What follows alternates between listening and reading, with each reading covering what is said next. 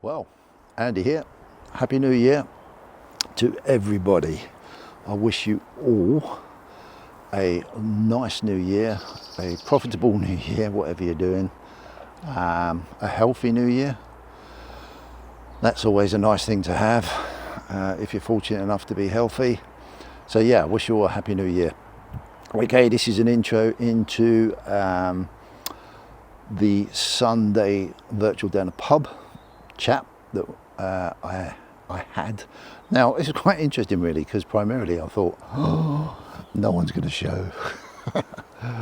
And so I had to ramble on for a little while, because I got to the point where I thought, maybe no one's up for it this time around, which is kind of cool, because there's always got to be that first time, and how will I react? So you got that reaction on there. And then all of a sudden, when I was thinking, maybe no one's going to come on, I was joined by 1LV, thank you so much, sir, and Kamikaze as well. So thank you very much, Kem, as well. And then we had a great conversation.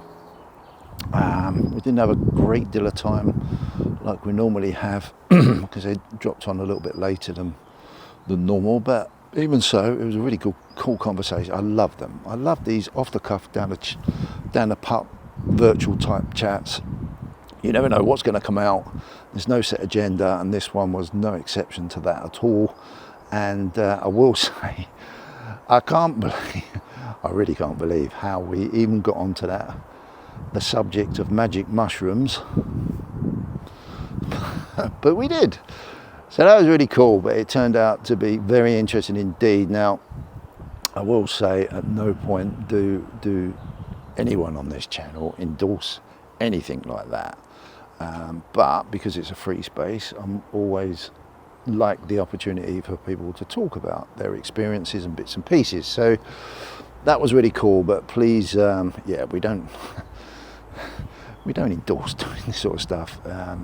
If that's something you want to do, then you've got to make those decisions yourself. But get some help, get like anything that I talk about with finance, and it was mentioned quite a bit, to be fair. Give the guys their due. That's what I love about the members here. They're very caring, very, very responsible people. But yeah, you need to educate yourself, before you get involved with any of these things out there. They can be dangerous in the wrong hands. So but the conversation was really good. So please enjoy.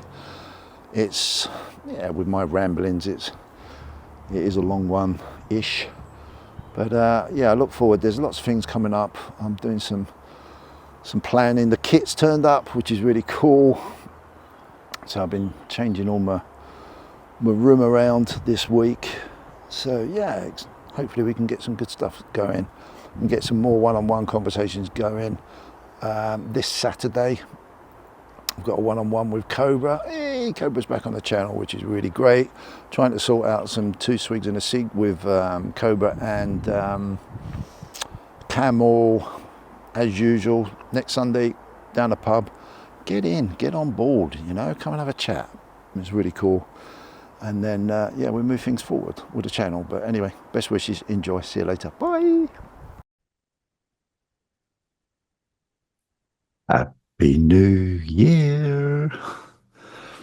Welcome back to a new year on the W.O.T podcast. This is the very first down the pub chat of 2025.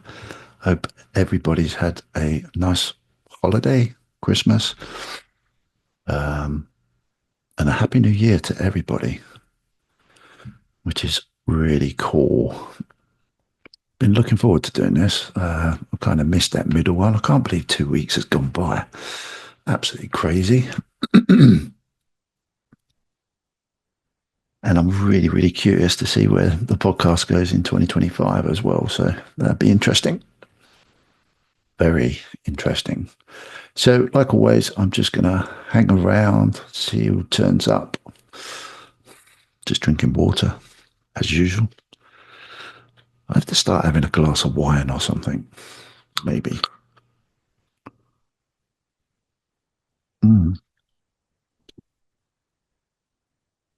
Guinness. I like it, pint of Guinness, just to bring the vibe. Be cool to have a bit of music in the background as well, maybe. See where it goes. Anyway, I hope you're well. Um, Dead keen to have a chat with anybody if they come on. This is the exciting bit. I've literally just come off of another site, Discord group actually, um, talking to a couple of guys, and one of them was selling and has been selling his silver stack over the last year. And as I collect silver to a degree, and I also buy silver coins for my children for their birthday. So I was sort of negotiating, not really negotiating too much, on some pieces of silver that he was selling. So that was quite cool.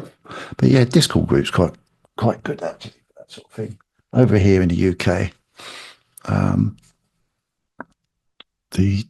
the precious metals market is not, obviously it's not as big as the US, but it's growing. It's really growing considerably, lots actually, over the last 2-3 years.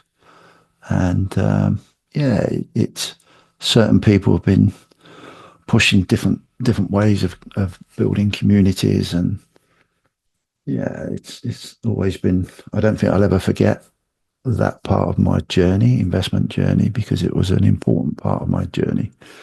So yes, but I was on called Stacker Social, which is a Discord group over here in the UK, run by some really cool guys. And yeah, it's nice to see it growing actually, and it's growing very well. The precious metals community over here in the UK is really catching on, especially with the way, you know, economically everything's going. I could talk about silver and gold forever, and maybe we will do more on the channel. But yeah, I thought I'd just mention them because they are a part of my journey for sure. But yeah, good place. Check them out. Stacker Social Discord. And of course, anyone that is, excuse me, I've got a frog in my throat. Anyone that's been watching the channel for a while, Cobra that comes on, he's got an auction that he runs on YouTube, Cobra Stacker. Also a member of that channel. Shiny cards he gives out. But yeah, you know, Cobra is a very nice asset for purchasing precious metals as well. So yeah, he's coming on the channel on this next Saturday. I'm going to start my what's my voice tonight. Where I'm going to be starting doing my one-on-ones again. Cobra, oh, crikey. We used to have some crazy cool conversations about all sorts of stuff, similar to what we talk about on here. And I was talking to him the other day and I said, I really miss that. And also, we're going to bring back 2 Sweets and a Cig with Cobra and Camel. So that was always popular. I was talking to Camel. I had a beautiful conversation with Camel yesterday. I'm not sure whether he's coming on. I know he went, I think he may have gone fishing today. But he said he'd pop on if he's around. But yeah, I had a wonderful conversation with him, and we was talking about the channel and talking about certain subjects we can talk about. So we're going to do some more one-on-ones with him. My new equipment turned up today, so I should be able to, hopefully, with a bit of messing around, a bit of changing around in this room that I'm sitting in at the moment. That's kind of exciting. I'm going to try and make the visual and the interaction on the channel at another level, and make it a little bit more enjoyable, make it a little bit easier for me to manage.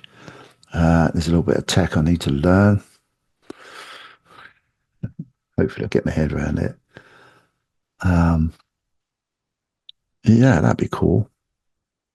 So that's all coming. I've dead excited about that this year. That's for sure. Should be really cool. Might take a little bit of playing around with. It means I can probably interact with more people better, more efficiently, and also integrate, maybe doing lives. I'm very keen to, as you've often heard me talk about, wanting to try and make the membership side, grow that, and try and give people the opportunity to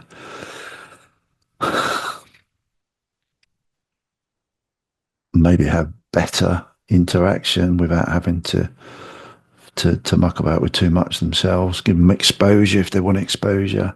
Just give them a platform to talk on. Really, that's going to be a big driver for me, which is really cool.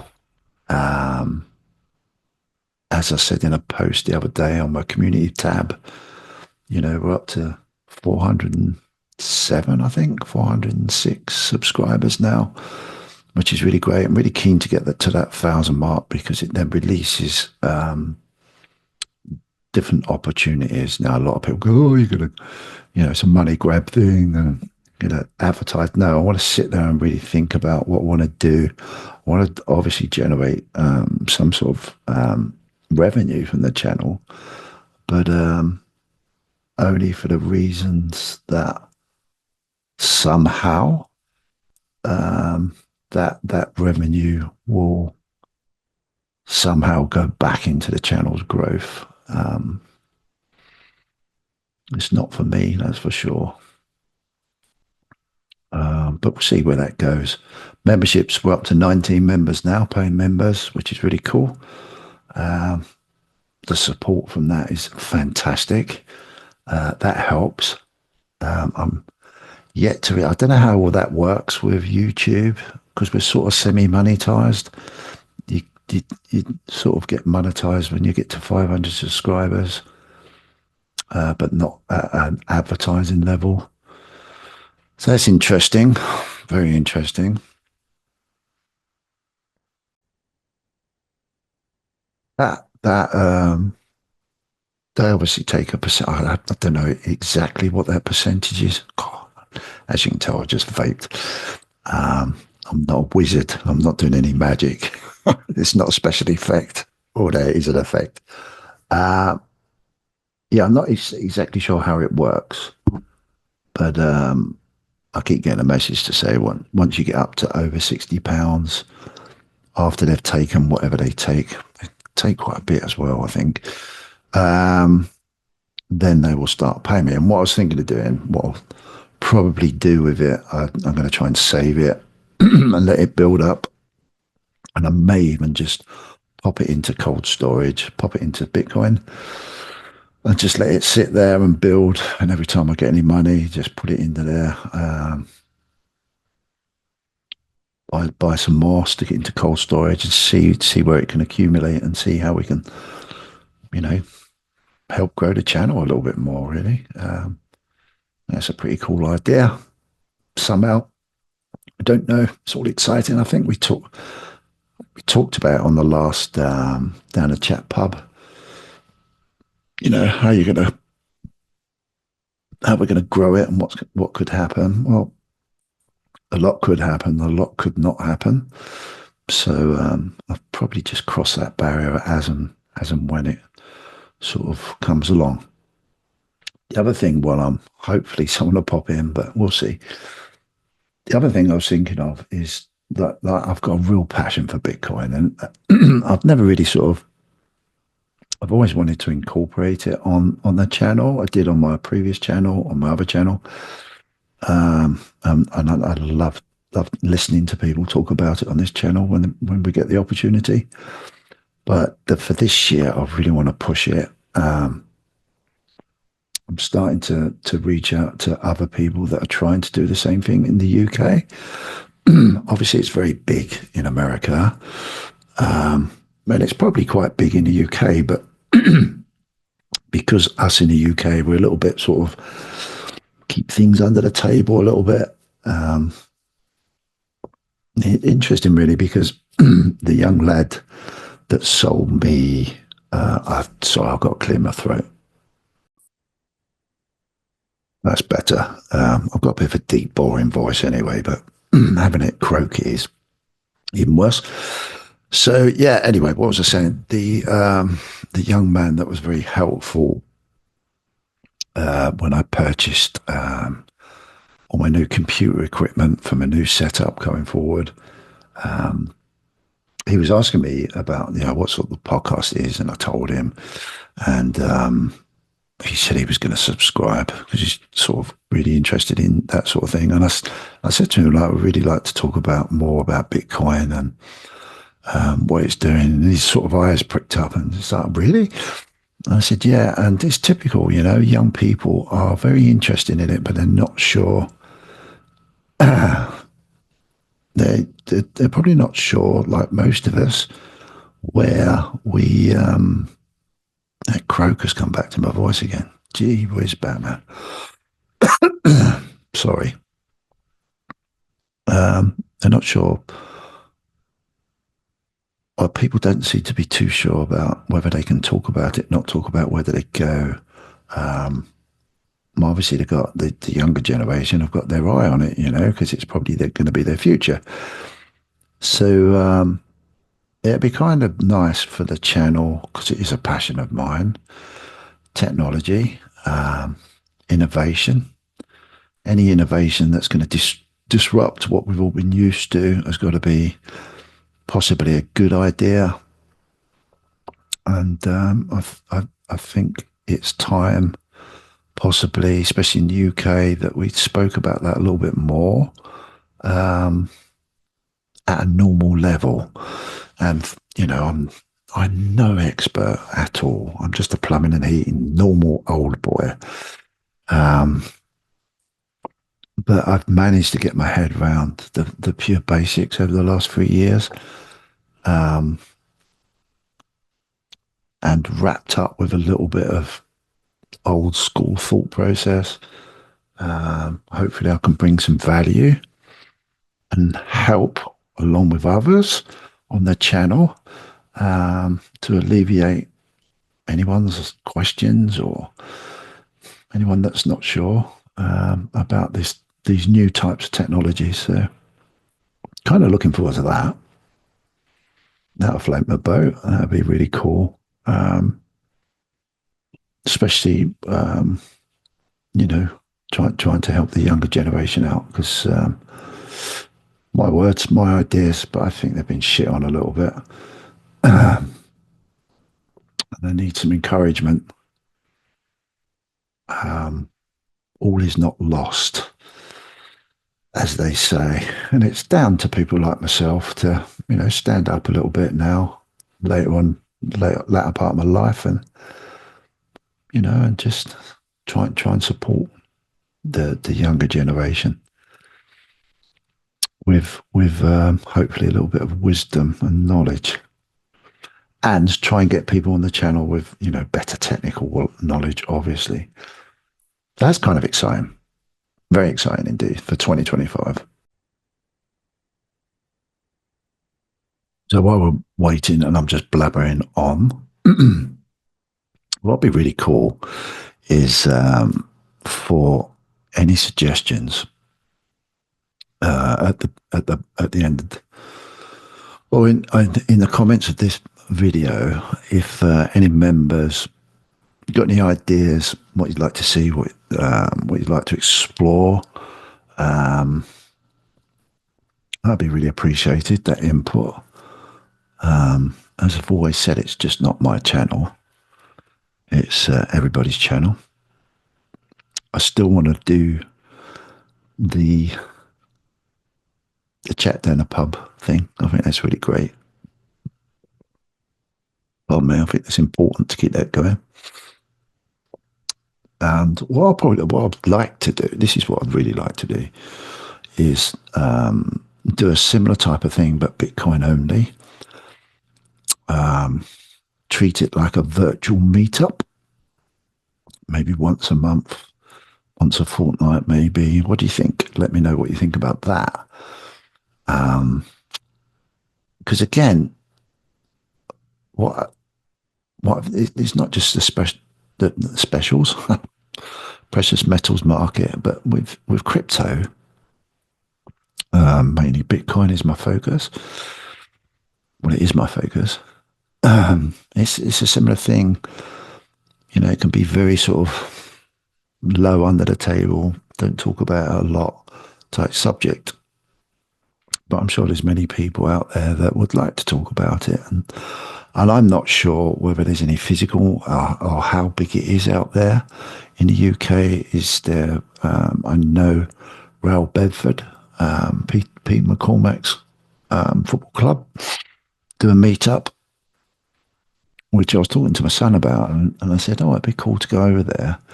And just to show a bit of support, because the club is very Bitcoin orientated. There's a guy that I've just started to talk to, don't know where he is, in the UK. Hopefully he's going to come on the channel at some point and we can interact.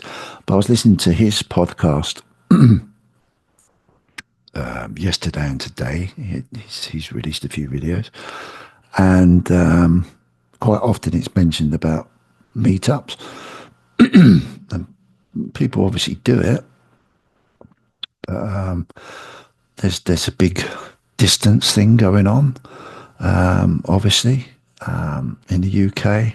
Not everyone's down the southwest or the Midlands or up north or in the west, in the east, London, Ireland, Northern Ireland, Scotland, etc., etc. So I was thinking, oh, it might be quite cool to try and do a meetup, but a virtual one, regular basis. Just talk about Bitcoin. The UK, for the UK, you know. That'd be cool. That's a bit of an idea. Let me know what your thoughts are on that. Yeah, I'm really excited about this year. That's for sure.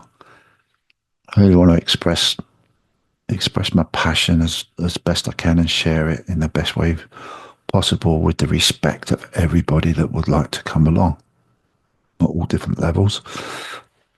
That's a challenge. And primarily not with money as the driving factor for the growth of the channel, which again could be a challenge. What we'll see. See where that takes us.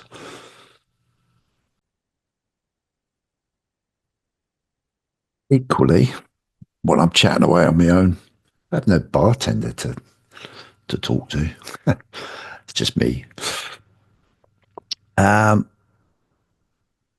would like, as I said, like start my one-on-ones again. I've always found people are very interesting, got fascinating journeys. Lots of times people's journeys cross over at certain points, which makes certain points of people's journeys very relatable to lots of people. So I'd like to start that again. So again, if anyone actually wants to come on and just talk about their journeys, obviously not in great detail. If you watch any of my other ones that I've done on my podcast, I don't push anybody to do anything. Anyone new that wants to come on, we don't just do it blind. We normally have a bit of a conversation outside of this format, and so people get to know the type of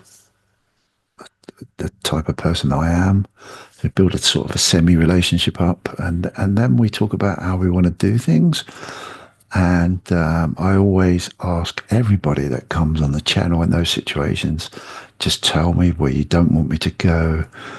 Tell me a little bit about, the stuff and I'll, that maybe is too uncomfortable for people to talk about. That's my job, to recognize that and guide someone through that process, which I thoroughly enjoy. Really do enjoy, but I find it so beneficial to listen to people's stories. So again, if anyone wants to come on and do that one-on-one setup or do something different, just reach out.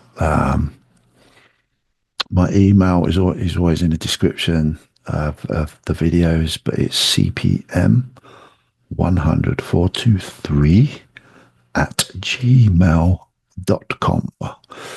So, yeah, I want to do a hell of a lot more of that. I want to get this, sort of roasting along. I don't want to go too mad, to small steps,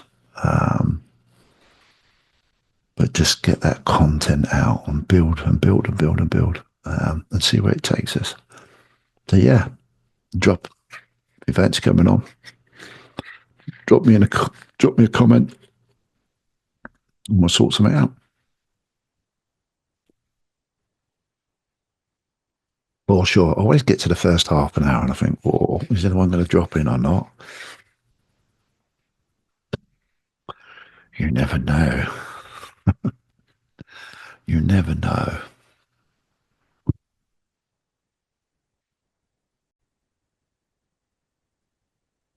Maybe this could be the first blankety blank. It's pretty difficult, really. This hasn't happened so far, but it's always the first time. It's difficult for me because I sit there and I think, oh, like on previous stuff, especially on my old channel, I would come on, I would just chat away, used to just being on my own. But when you, like, the possibility if someone's going to pop in, I,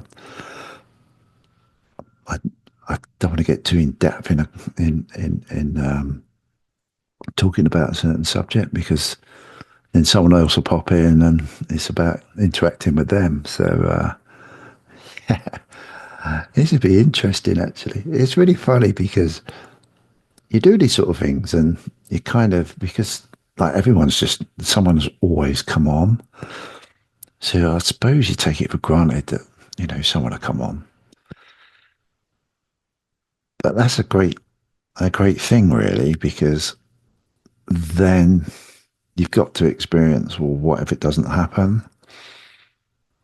And there's a big learning curve there, which in all of my investment journeys, I've really learned that always expect the unexpected.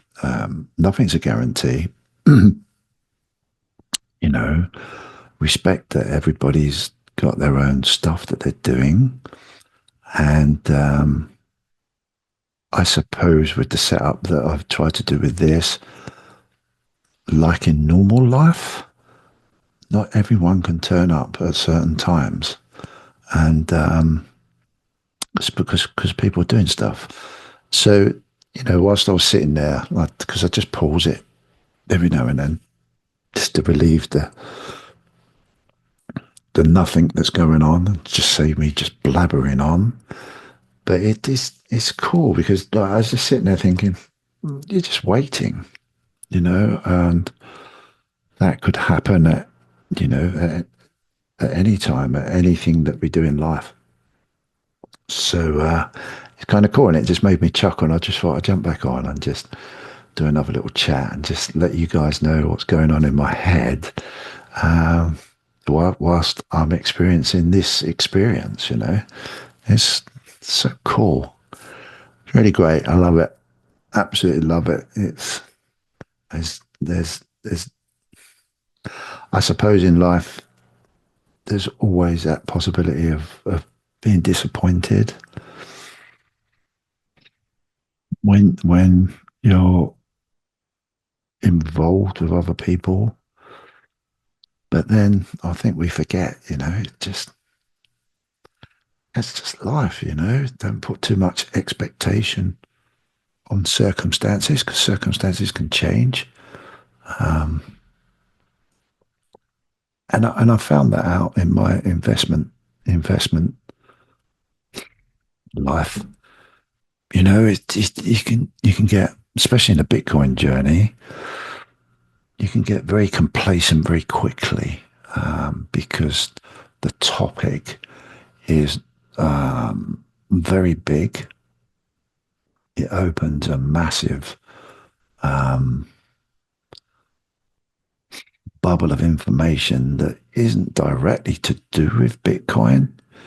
It's more to do with us as humans, finance, how we perceive finance, how we perceive money, how we perceive our expectations, our emotions. And, you know, you've heard me talk about this bit of a spiritual journey as well. And the universe will always throw, these little curveballs here and there. And I don't think anything's an exception to that possibility. So, yeah, I'm quite thankful for this experience because it just nullifies my expectation level and grounds it off and brings it to the reality.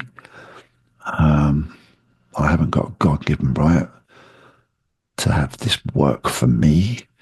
And if I view that way, then I think I'm going to be disappointed more than not. So that's a nice little reflection to share, really. It might be a bit boring. I know a lot of people, I guess a lot of people we want content, we want entertainment, we want information.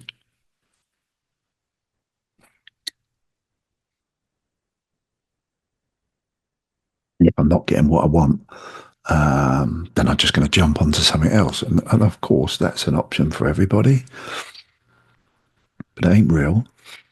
This is real. Um, this is real, definitely.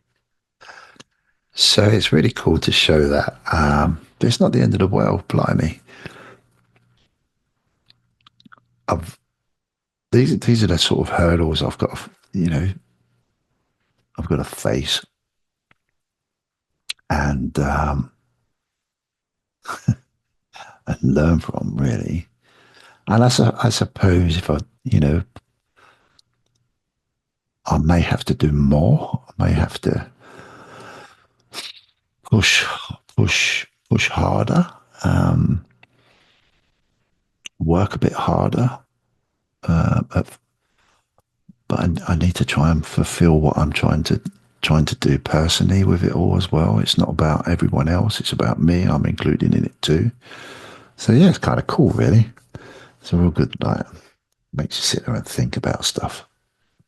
Pardon me. But it's just real, and that's what I want to do with this channel. Keep it real. Totally keep it real. Not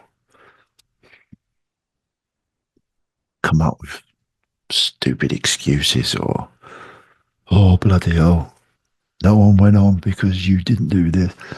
The reality is it just didn't happen, or it's taken a little bit longer, or I don't know. Who knows? I haven't got a clue. More a learning curve, really. So we'll see. We'll hang around. I suppose to get nights where you go down a pub and no one shows up, become Billy No Mates. Brilliant. I should have got some whiskey out, drowned my sorrows, and just blubbered on about whatever. Christmas was good. Had some nice time with the family. Enjoyed that a lot. Precious times. Grandson's growing up very quickly. Little whirlwind he is. But it is interesting when he's around me. Don't get a lot of time to think about too much in life, but the quieter times, I always sit and I watch him playing, just interacting with his brilliant, innocent, imaginative mind. And I can't help but think, oh, crikey, what will the world be like when he gets to those 13, 14, 15, 16, 17, 18, late teens, early 20s? He's a good 16 years away for him. What's it going to be like? Um, and then that inspires me as a grandfather and a father. That inspires me to keep learning, building, learning as much as I can. Um, and and one of the most interesting things is I look back now. I look back to how my life was, um, not particularly at a personal level, but what was around me at the time. How hard was it to get on? How hard was it to buy a house? How hard was it to get a car? How hard was it to work? How hard was it to earn some money, go on holiday, have a relationship? All that interaction with what we so called value as money, and it's really, really made me not only appreciate what I've enjoyed and built, but it's really made me understand that everything's changed so much, and and if you've got that time, okay, in his 60, not particularly. I'd rather be 20 again, I suppose, or in my 30s, but I'm not 60. But the advantage is I've got time and experience to reflect back on. And quite often we look at when we're just having general conversation, especially with my youngest boy, and about to with my oldest son, to help people understand what's going on. I can use that knowledge looking back to when I was 20 and transpose that into how life was and how the money system worked for me, albeit I didn't understand it in its entirety. But it's changed terribly. And it has really changed in 40 years. It's scary, absolutely scary. And that's a great tool to have, being an old git and in this space, because you've got a great comparison. If you know, it's harder to explain certain things if you haven't experienced it in a certain way. But if you can relate to it through experience over time, that's such an advantage. And it's a big advantage when you're trying to explain certain things to younger people half the time. Interesting. Another bit of blabbering just to pass the time. So, a good example of that, I was chatting to my wife today, and we was talking about the lottery and money and bits and pieces. And I said, oh, crikey, it's really interesting how it's all changed, isn't it? Do you remember the pools back in the day when I was just a little lad? There's a thing called football pools and spot the ball. And I think at the time, somebody used to come around every week and collect your pools money. And basically, the context of it was you would, I think it was, I don't know, can't remember exactly.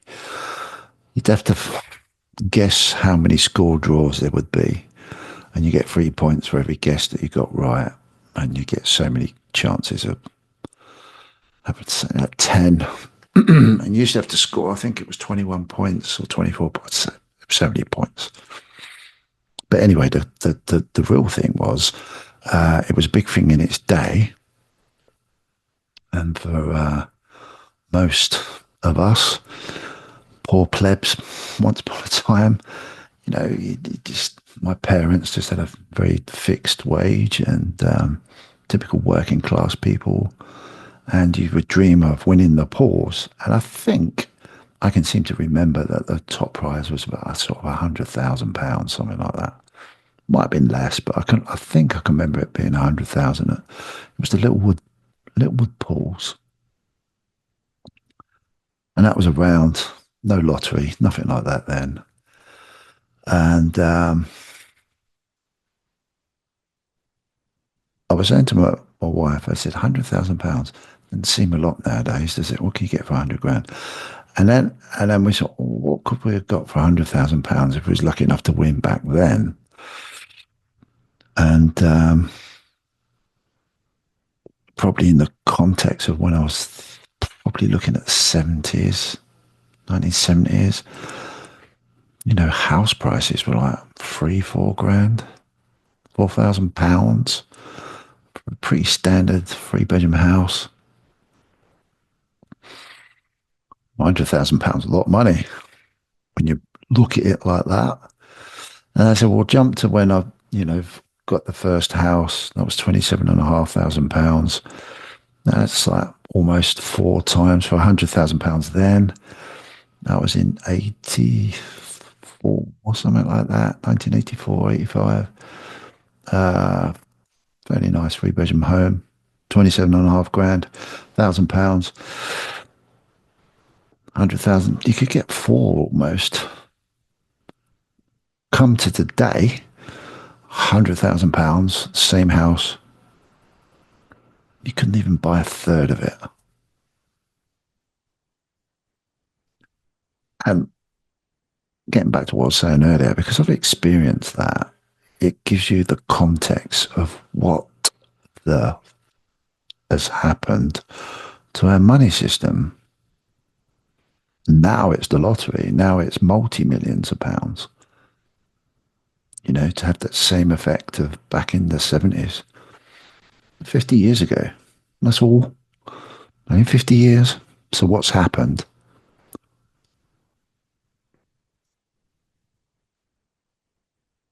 Way, we have someone turned up. Brilliant. Hello. Dude, thank Happy you for New popping Year. in. Yeah, Happy New Year to you, 1LV. Thank you for popping in. I was just trying to do my very first virtual down a pub all on my own. Oh, sorry. If you want to, I can jump off again. And if you're in the middle of something. Absolutely not. Oh, and then Oh, Kem there's turns Cam. up. And Kem Perfect. turns up. That is so spooky weird. How weird is that? And I was just sitting there thinking, shall I carry on? Shall I not carry on? What shall I do? I'll finish my cup of tea, maybe, and I'll call it a day. And then you guys turn up. The universe looks down on me with loveliness. Sorry, I'm late. I do. No worries at all. Thank you so much for both of you coming in. Happy New Year to you both. Happy New Happy New Year, Year. Andy. And Oh, Cam, you just Happy New showed Year up. to you too. You just showed up just now. One love. Literally. Actually, yeah, almost at the same time with you. Yeah. Which, Perfect timing. yeah, definitely. So, fellas, how did your holiday break go? Did you have a good time? Just did a bunch of nothing. Yeah, me too. It's good to do a bunch of nothing, but now I'm having a hard time getting motivated to get back into the swing of things. It's a problem. It's really funny. This is going to be really funny. Do you know you said when someone turned up, Kem, that obviously because I show my face, you see the reaction change. I think you was talking about Sue, wasn't you, when Sue turned up? Yeah, Yeah, you, yeah. you wait till you see the reaction when you two turned up. It was like, Well, you tend to do it when anybody shows up, mm, especially somebody that you haven't talked to before. mm, It's your face lights up and just like, mm. sweet new members coming in to talk. You love Yeah, meeting new exactly. people. It shows. Yeah, it's great. It's what it's all about. It's It's so funny. It's really weird. I just made myself a cup of tea, and I just said to my wife, I said, "Billy, no mates tonight. This is a first." And now come sit down, and you guys come in. So that's superb. So yeah, Kemp, 1 LV. Do you have a nice break? Yeah, absolutely. Actually, much needed, and I totally enjoy it. Actually, there's a public holiday tomorrow, so I got an additional day, which is fantastic. Excellent stuff. That's Yeah, really cool. Is that because you're in France, aren't you? You're in France. yeah, I'm in Italy actually right now at the moment, Oh, you're in but Italy. Okay. yeah, it's the same. How about you? How was your New Year's Eve? Absolutely. New Year's Eve for us now is just once upon a time we used to celebrate it, stay up, and if there's nothing going on with the family, which isn't normally, all my children are normally in their own environments, doing their own thing, Mm. and you get to a certain age and you're just like, oh, gonna go to bed at 10. No, I understand. There's always the expectation when at younger age that it's going to be a great night, and then the disappointment comes with high expectations. But Yeah. this year, actually, I bought a Magnum bottle of Prosecco because I thought we had a friend over who was British, and it was really funny because I actually called my partner and I was like, I know that Brits like to drink a bit more than the average, so should I buy the big bottle or or many bottles? And eventually, I ended up actually drinking most of it. So yeah, so I had a good sleep, let's say. But a Um, good start into the first year so far, so I can't complain. I'm sure you did. What about you, Cam? Did you celebrate it in any way? I try to stay away from too much celebrations, pagan rituals, and whatnot. I don't really get into it. I'm not a huge fan. I'll give out gifts and stuff like that for Christmas, just as it's just kind of what everybody does. So hey, might as well do it. But I don't know. You watch the ball drop on New Year's Eve, rocking New Year's Eve or whatever on TV. Watch the ball drop just so you can get the timing right. And it's like, okay, Happy New Year's. Okay, let me go back to sleep. It's just another day. And Slowly. I think it was like 2 days before New Year's, like the 28th or 29th of December. I watched a video and they were talking about the pagan ritualism of New Year's and how it shouldn't be celebrated.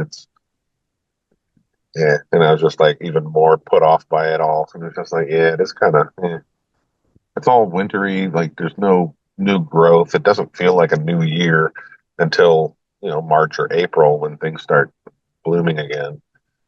So we're just kind of in the middle of snow. We got hit with some snow over here pretty bad, so it's cold and it's miserable, and I don't like the snow anymore.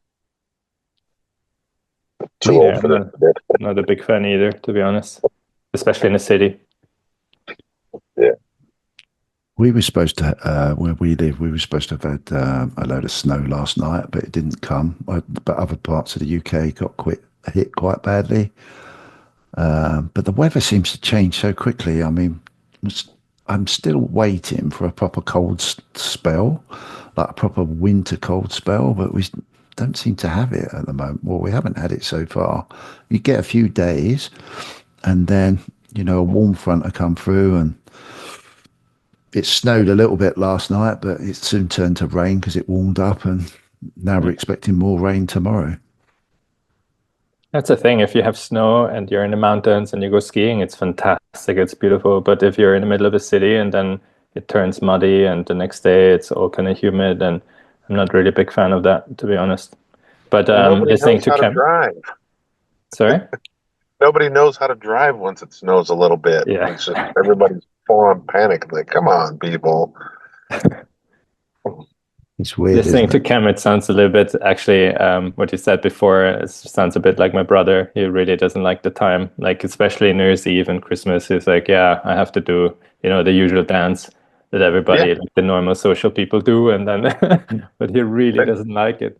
It's really funny. exactly. And then there's people that don't have, they're not as well off, and talking with them, and it's just like they don't feel very good about their Christmas, and it's like it's just raising people's standards for a certain time of year, and then if they don't live up to their standards, they feel like crap. Yeah. It just makes me feel bad for people. Like, I The don't thing know. that But go on. sorry, Andy, go ahead. No, No, fine. I just Go want for to it. say this. Like, I understand it to an extent that the thing that I really don't like is giving like presents on one particular day because, I mean, obviously it's all this commercial thing and the stuff that I don't really like, but it's most of all, I just hate the pressure. Like I remember, like even this year, we had like the celebration with the family, and there was a person who came basically because I think she just had nowhere else to go, and that's fine. I mean, I'm the first one who's like, yeah, that's fantastic, friend of the family. But then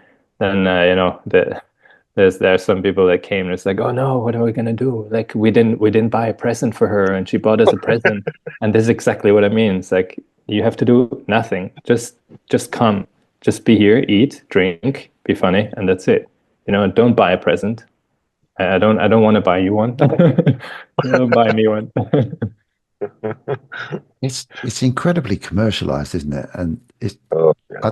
I I don't know about you guys. I mean, I've been on this financial journey, investment journey, learning about money, all the blah blah blah blah blah, for for probably about 3 years. But I can't help it now. I mean, it's great for the children.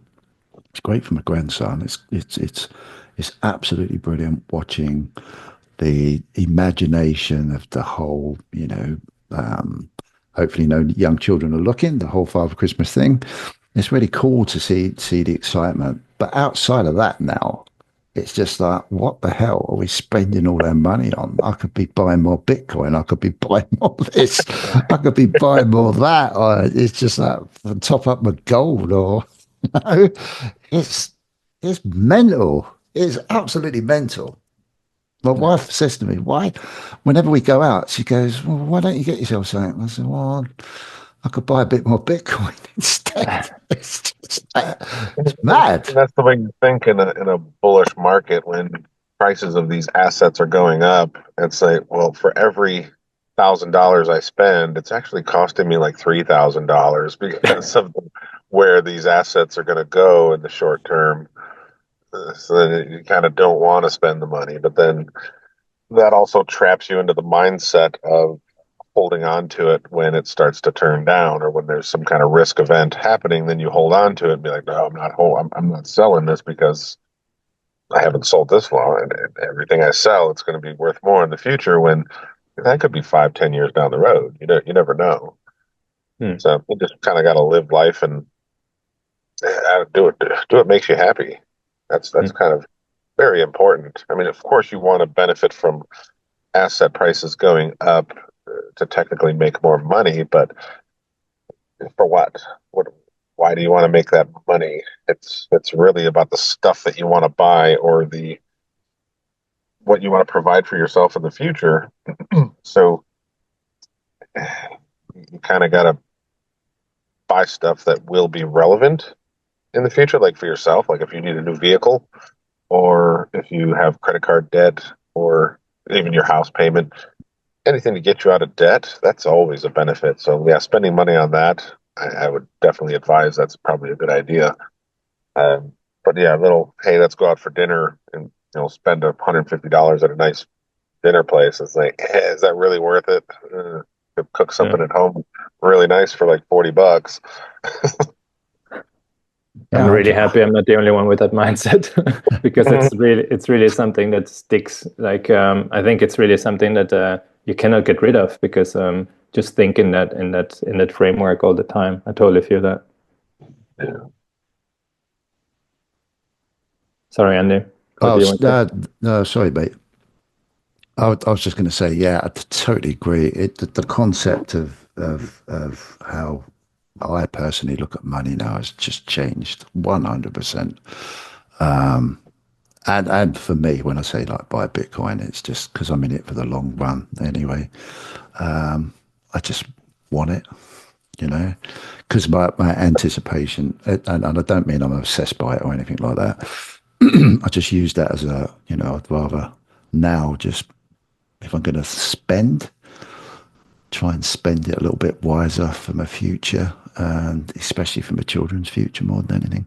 It's really weird. It's really strange concept, but Yeah, I try to. I don't know. I think my example right now recently is I was thinking about going. I have family in Ecuador, in South America, and I was thinking about going there. And so, but I have the same. Then it pops up and be like, oh, okay, so the flight costs like I don't know, $1,200. So now if maybe that could be worth a bit more if I put it into that. And then should I go in April or May, or should I just wait until, I have the returns? Then it basically, I can just somehow take some off and put it into a flight. And then, but then I think, I don't know, I think when it comes to family, see your family, yeah, that's just more important. And then I don't know, I have aunts and uncles, they're already a bit older, somehow older than 70, and who knows how long they're going to be around. And when you start thinking in business cycles, or oh, maybe in 4 years, and next 4 years, oh, maybe then 8 years, 12 years, 16 years pass by, and you don't get younger.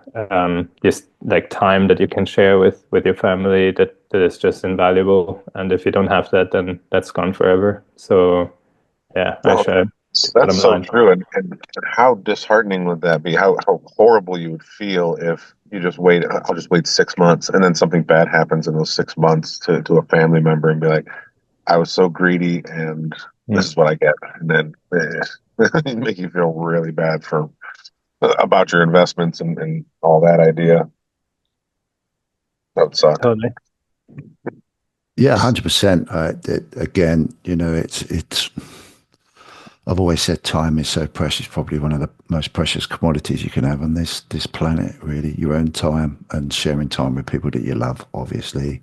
But I think that sometimes can be a little bit underrated when we're all messed up. I'm not saying all of us are, but as a rule, we get so messed up on that bloody hamster wheel, and time just seems to fly by. I can't believe it's been 2 weeks since we did our last one of these. It's just gone just like that. Christmas has gone just like that. New Year's Eve has gone just like that. Before we know it, we see spring. A few months' time, we're into summer. Bang, we're into another winter, and that whole year's disappeared. And Yeah. if you've got any opportunities to spend a bit of quality time, then that's always got to be a priority, really. But Yeah, it's funny that you say that, because just today actually, oh, I don't know, like, if you can say this and if it's a thing, but 2 days ago I turned into what's it called, like an uncle-in-law. I okay, think yeah, there's a new member in the family, and it's actually quite cool, because I thought like about this, like I thought like, okay, that person is like 2 days old now, so for like next week, the life of this person is going to 4x or 3x. So so it's really funny, because once you wow. get older, a year is just a small fraction of your life, and so it goes fast.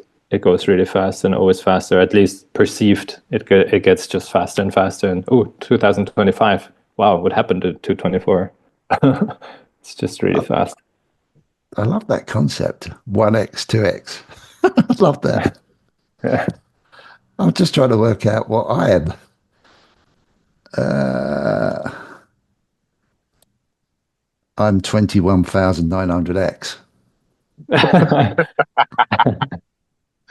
That's bad, isn't it? Yeah, that's really the Wow. only way you could explain how time feels like it's going faster. I'm wondering if it is all going faster though, if it's actually going faster for everybody, or if it's just because in our, getting older, it is a smaller fraction of our life cycle. So it just feels like it's passing by really fast. It's probably a mix, right? I guess it's Could be. difficult to point. But yeah, that concept when I realized that concept some years ago, I was just like, wow, that's why everything feels like it's so much faster because I'm not doubling my life every 5 years anymore. It's I'm not a kid anymore. It's interesting though, isn't it? Because it's obvious. Well, I kind of hope it's the perception of how we feel time is now. But that perception of time seems to be running away for everyone you speak to. Doesn't matter if you're old, I mean, you're middle aged, young. whoever you speak to now, they go, I can't believe, where's the week gone? Weekends, for me personally, I don't know what it was like for you guys or is like for you guys. I used to find Monday an absolute bind. I think, oh, I've got to go through that same shit again for another 5 days before happy weekend comes along. But now it's just like, oh my God, it's Monday tomorrow. Oh my God, it's Friday. What happened to Tuesday, Wednesday, Thursday? And it's like the weekend's here, and it's like, well, it's what's going on? Did I even get anything done this week? What did I do? Exactly. It's so bizarre. But it must be, we just must, I don't know. I don't know whether we don't, I don't know whether we just, Well, I'm wondering if the simulation is speeding up for some reason. We should Anyway, ask I need Camel. Camel. Yeah, Camel's on that. yeah, I'm sure he would have an answer to that. yeah, very in depth. And I was talking to him yesterday, and he said he really wants to come on unrummed this time and have just talk about what he thinks about this simulation theory is. So I said, yeah, we'd do that. That'd be quite interesting. Oh yeah, that's why that was the cliffhanger last time, right? It was, yeah, for sure. For sure, for sure, for sure. Guys, can I'm I ask not you? very well versed on that. No, well, I'm not, but I just find it really interesting to listen to more than anyone. Yeah, Just someone's, I don't know, thesis on it or whatever you want to call it, yeah, what they perceive, what they what they've perceive learned. it. Yeah, Hmm. Yeah, it's a funny one. I don't know about you two. I mean, we can briefly touch it if you want, but it's what is simulation? It's has did the film The Matrix plant a seed in our heads, and then made our imaginations get carried away with what we perceive a simulation is, or life imitating art. Hmm. I it's what? think what Sorry, stuck to, sorry. what? Sorry, what did Kem say? Life imitating art. Art, life. Yeah, Oh like yeah, got it. the Yeah. movies, they're art. So art Okay. Yeah. imitates life, life imitates art. Yeah. Hmm. Sorry. Sorry. Well, go on, mate. No, it's just something that stuck to my mind that Cameron said the last time was that the black hole is like basically like a 2D space where all of everything that is in existence somehow projects out of it and fits into it, therefore, as well.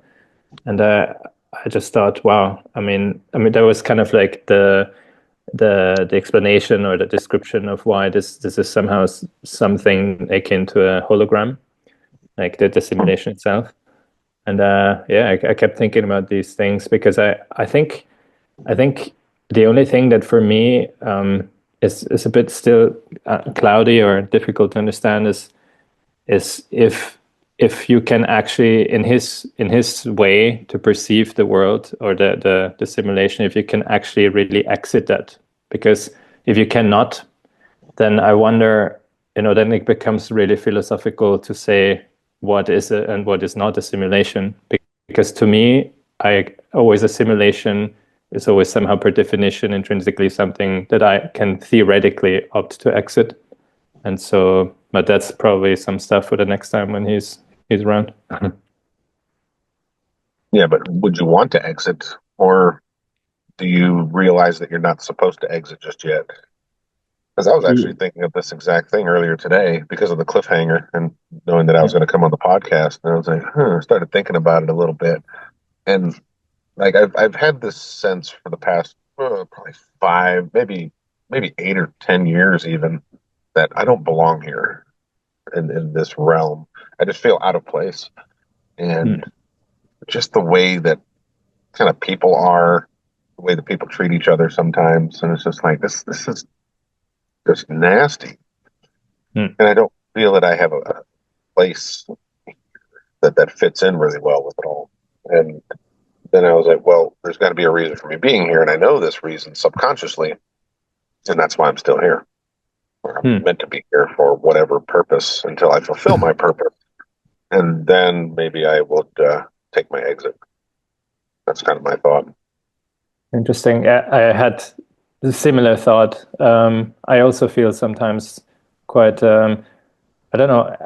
That was not always the case. I have to add to that. So when I was much younger, like I didn't feel like this, but now I feel exactly the same, and that projects also to other things. Like now when I watch movies, or especially like Hollywood movies, then I see them, I perceive them in a different way, and it can be something as simple as I think yesterday we were watching some series. I think it's called Better Call Saul or something, and there was a character that is basically just something that we would regard as a normal depiction of a boss, of somebody who makes other people work for him. And I thought that person is so mean. That person, the character is just something that we in society accept as normal, but that is actually something that is so damaging for your psyche and for your emotional life. Like, why would you want to work for a person like this? Why do we just? And these are the small things that somehow, at some point, I just realized, oh, okay, but that's just accepted by the norm. There are many other things, and I just don't like that. I don't accept that. But you have to somehow make a living in a way. I guess most of the people have to. It's so interesting that one, would you say that you don't, or that's the best way, I don't know how Ken put it actually. How did you put that, Ken, that you don't feel like you belong here? Yeah, I definitely don't feel like I belong in this realm. It doesn't feel. I don't feel comfort. It's like not. It's not home. It doesn't feel like home. Hmm. Do you feel the same way, one?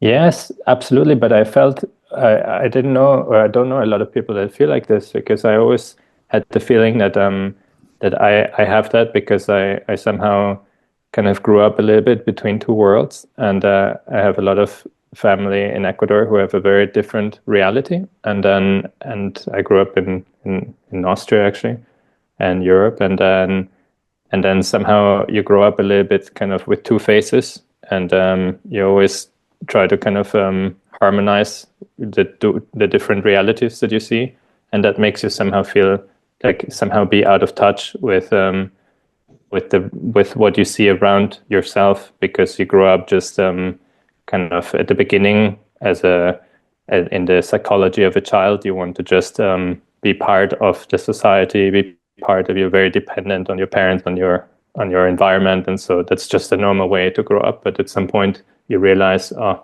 like you're not there in the reality, you're not here, you're not, and you just kind of feel kind of extracted from what other people perceive as that's how it's supposed to be, because you know exactly, you just change the borders and then it can be completely different, absolutely different.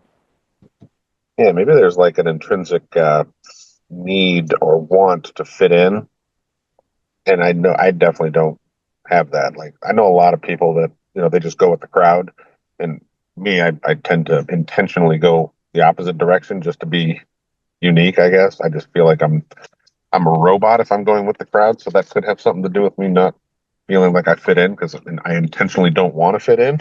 Maybe I don't know. I don't want to be like everybody else. That could be part of it as well. Could be my own making. Hmm. It's absolutely fascinating because I don't know if you've heard me say on the podcast before. I might have mentioned it when I was talking to Camel once.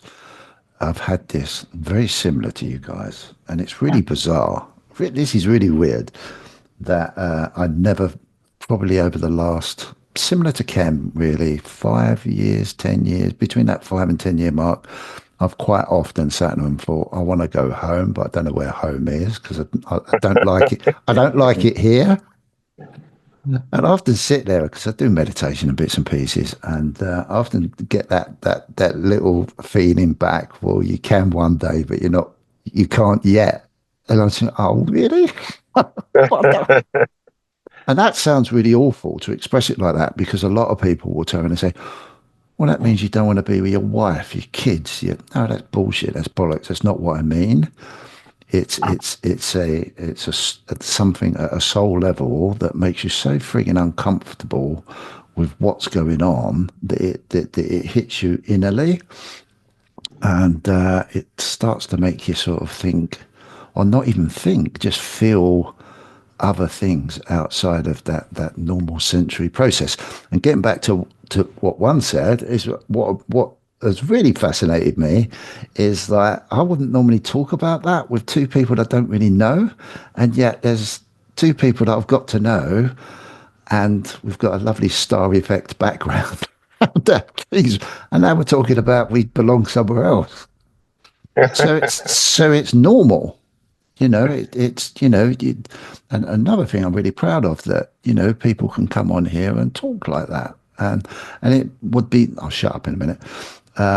It'd be really interesting to, like, like what Ken was saying about, don't want to be part of the crowd always doing was, I've often wondered that how much percentage of that crowd actually does think like this, but they just haven't got that option to be able to express it.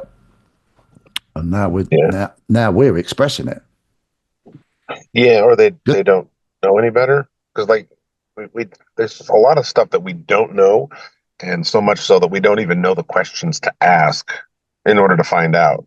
Or so uh, I did a video on this, talking about how much we know and how much we know that we should know, but then there's a whole like 10 to 50 times larger area of the things that we don't even know that we should know, or even have a concept to be able to grasp the ideas of it. Mm. You don't even know the questions to ask in order to find out. So you have a lot of the population that are just, caught in the rat race, and they just go day in, day out, and they don't even have time to think outside the box, to know that there's questions that you could ask, to be like, hey, why do I feel this way?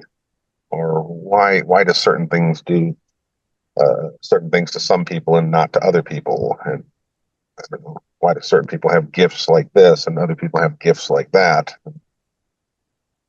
The time, but I think also the security, because if you don't have, like, even if, let's say, I don't know, you you win a certain amount of money that allows you to not work for an entire year. Many people, if they are fortunate enough to go travel for a year, take a sabbatical or whatnot, and then it's still kind of, you still have to have somehow the ability to kind of or also the wish or the desire to formulate, or to sit down and find the peace within yourself to formulate for yourself these kind of questions that Cam alludes to, like really something, what is it? And I don't really even judge, because I think it's really, really, really, really difficult. Like, at least for me, it's something that can also, if you don't know how to train your own mental health and how to keep it in a certain way, then it can definitely lead to depression, or to something that at least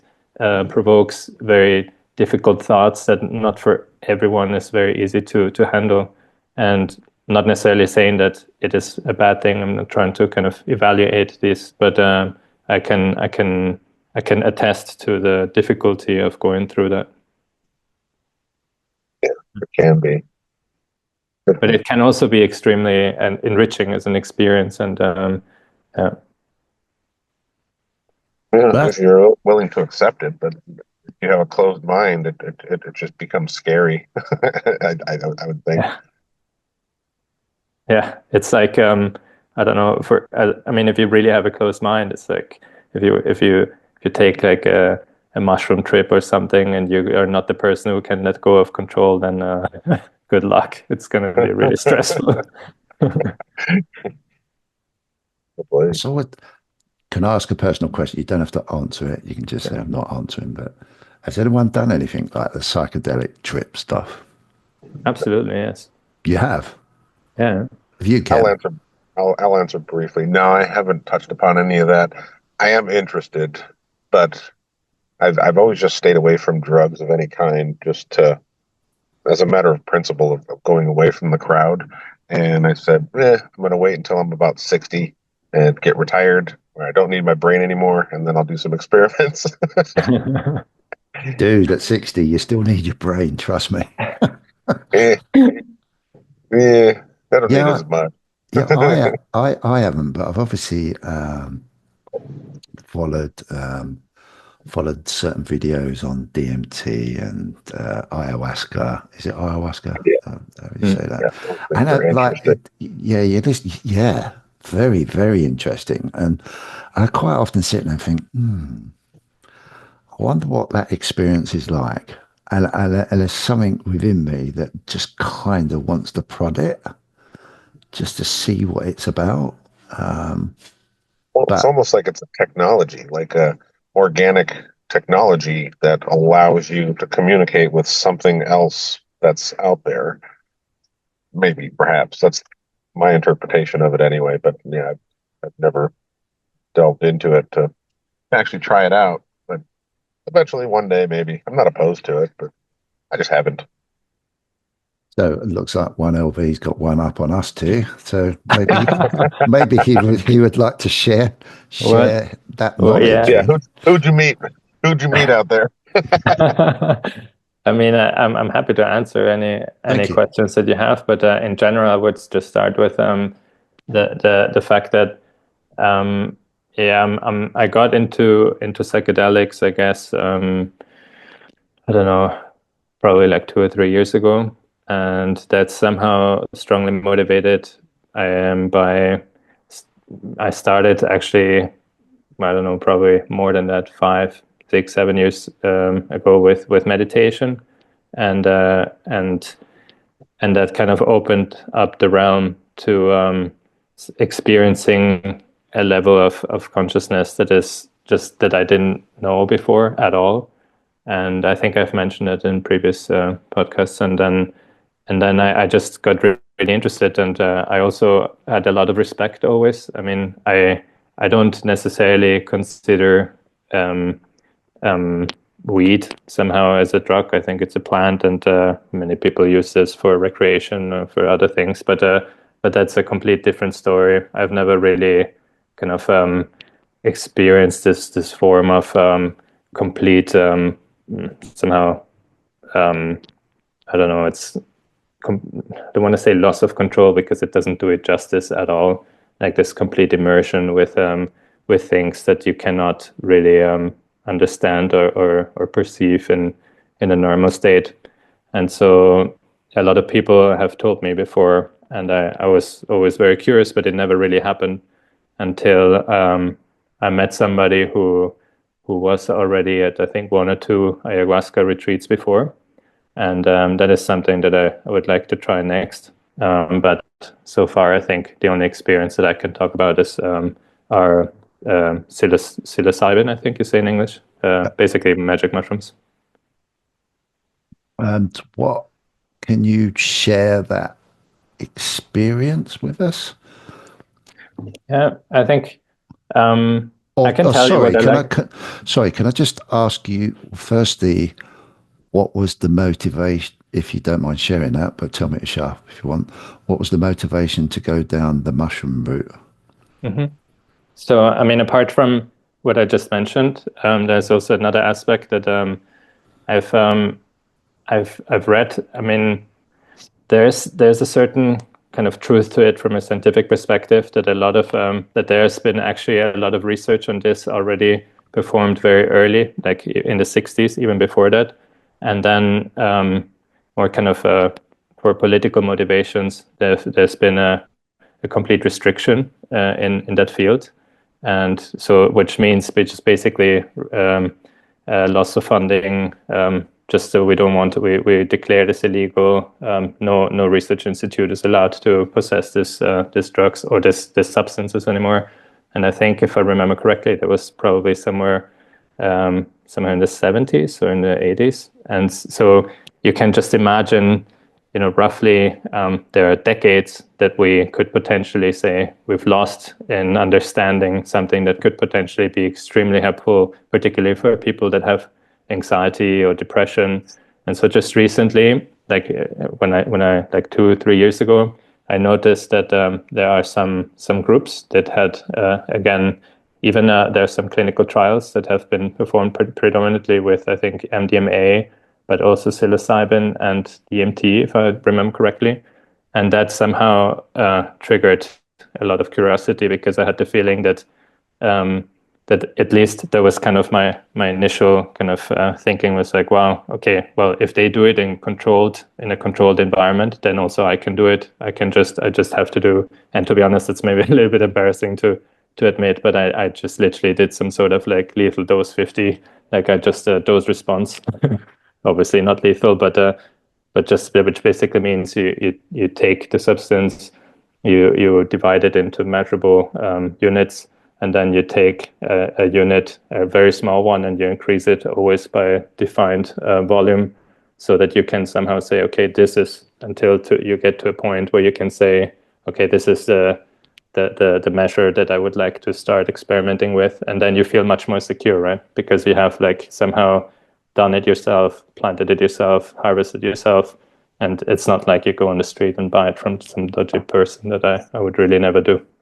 And then yeah, there are a lot of communities. I think I found just recently actually I know a lot of people they don't like the whole DAO and old coin stuff, but there are some organizations. They have I think it's called the Thai DAO that I came across, and I thought they basically give out some sort of tokens for writing projects, writing and conducting research projects, scientific research projects using any sort of psychedelics, and I'm really tempted actually to do that, to write a project and just see if I get something out of it, but not necessarily for financial reasons, just to see and test if that's a real thing or if I get scammed. Wow, that's pretty interesting. That's like funding. I want to say like black market because it's not on the white market. It's just funding for research that people are interested in, and there's a token for that. How decentralized is that? That's pretty cool. Yeah, yeah, it's That's I very actually cool. I actually went as far as to talk to a lawyer. Well, it's a friend of a family, because I was just wondering, like, how do people do that? Like, if it's not like in a regulated environment where you're either a university or some you have the right, the legal right. It's all heavily regulated, to work with those substances, because you have to publish it. Like, the idea is to do peer-reviewed publishing. And if I don't want to put my name on on a paper that is basically my one-way ticket into prison, try to avoid that. That's probably advisable. Yeah, of course. So, educate me on a little bit about uh, uh, is this an edible format of Mm. psychedelic, or is it something you have to compound or make, or what? So first of all, I obviously have to say that I'm not an expert at all. That's Sure. not my field at all. But I've done a decent amount of reading, and Um, there are many different forms of and substances, but I can talk about what we, I think, colloquially refer to as magic mushrooms, which there are also many. And I think the golden preacher is one of the most abundant or most well-known. And these are classical psilocybin mushrooms that you basically grow. There are companies that somehow manage to provide you with some, and that's in form of a kit. And then you just, I mean, the good thing is that I don't know if you've ever grown like any sort of mushrooms, but they grow really fast, and you just have to dry them. Um, they are just normal mushrooms. You dry them, and what is kind of recommendable is that you somehow, if you dry them and want to keep them for a longer time, that you seal them off in a vacuum, because there are some indications that the oxygen does somehow degrade the active substance. So you don't want that, obviously, because you will get a lot of mushrooms and you cannot eat them all at once. Otherwise, you go directly to to a place where you really don't want to stay for too long. And yeah, so that's pretty much, I think. I hope it answers something. It does, yeah. So, can you talk us through? I heard they taste like crap. Yeah. I mean, I really love mushrooms, but I have to say, especially one time when somebody recommended to me to kind of that you can extract the active substance into water by using ice, like literally just taking ice, putting it into a glass, and then putting the mushrooms on top and putting it into the fridge, and the next day you can just drink it. And that tastes, I'm sorry to say, it tastes like ass. It's really not good. It's really bad. I prefer, it's much more recommendable in my opinion, just to ingest it as it is. It just doesn't smell super great, but if you like mushrooms, I like them. Generally all kinds of mushrooms, so it's not too bad. Cool. And could you talk us through that first process? I think obviously at the very beginning, I think everybody is very careful normally. I mean, I know that there are crazy people, they just say, oh, I'm just going to take, I don't know, X amount, and then they go to places where they never want to be ever again. But that's really not, I mean, that's not my intention. I just wanted to use it for expanding my way of how I could perceive the world. And I found something that I really like and I would really like to share. But I think just before I do that, I think there's a community that is called, I think, microdose.pro or something, where you can get a lot of very useful help about useful protocols for beginners. I think they always advise to start with 1 gram. And yeah, it's advisable to start with something that is small enough, but that is also not too small to just stay in a phase where in the beginning you might just feel very nauseous, a little bit nauseous, or in a state where you don't want to be for too long. And then as you progress through that, you really start feeling. Then it always depends, on your mood and how much you ingest it, but also on the setting. It's very important, the setting, because it's all very much dependent on your mental state. Like it's very recommendable to feel comfortable, have some sort of warm blanket, and put in some music or something, or some light, dim the light, some red light, something that stimulates you just feeling good and feeling like really good about yourself, good. And then some people, they use it to kind of like work through things, like things that maybe happened in your past. I wouldn't necessarily recommend the first time to do that. I would just say it might be better just to kind of, get acquainted with how it makes you feel. Just feel positive. If you have the chance to do it with somebody who is more experienced, that's always recommendable. Yeah, but what I think I would like to share is what I think is one of the most powerful things for me is actually the way back of the trip. Like when you start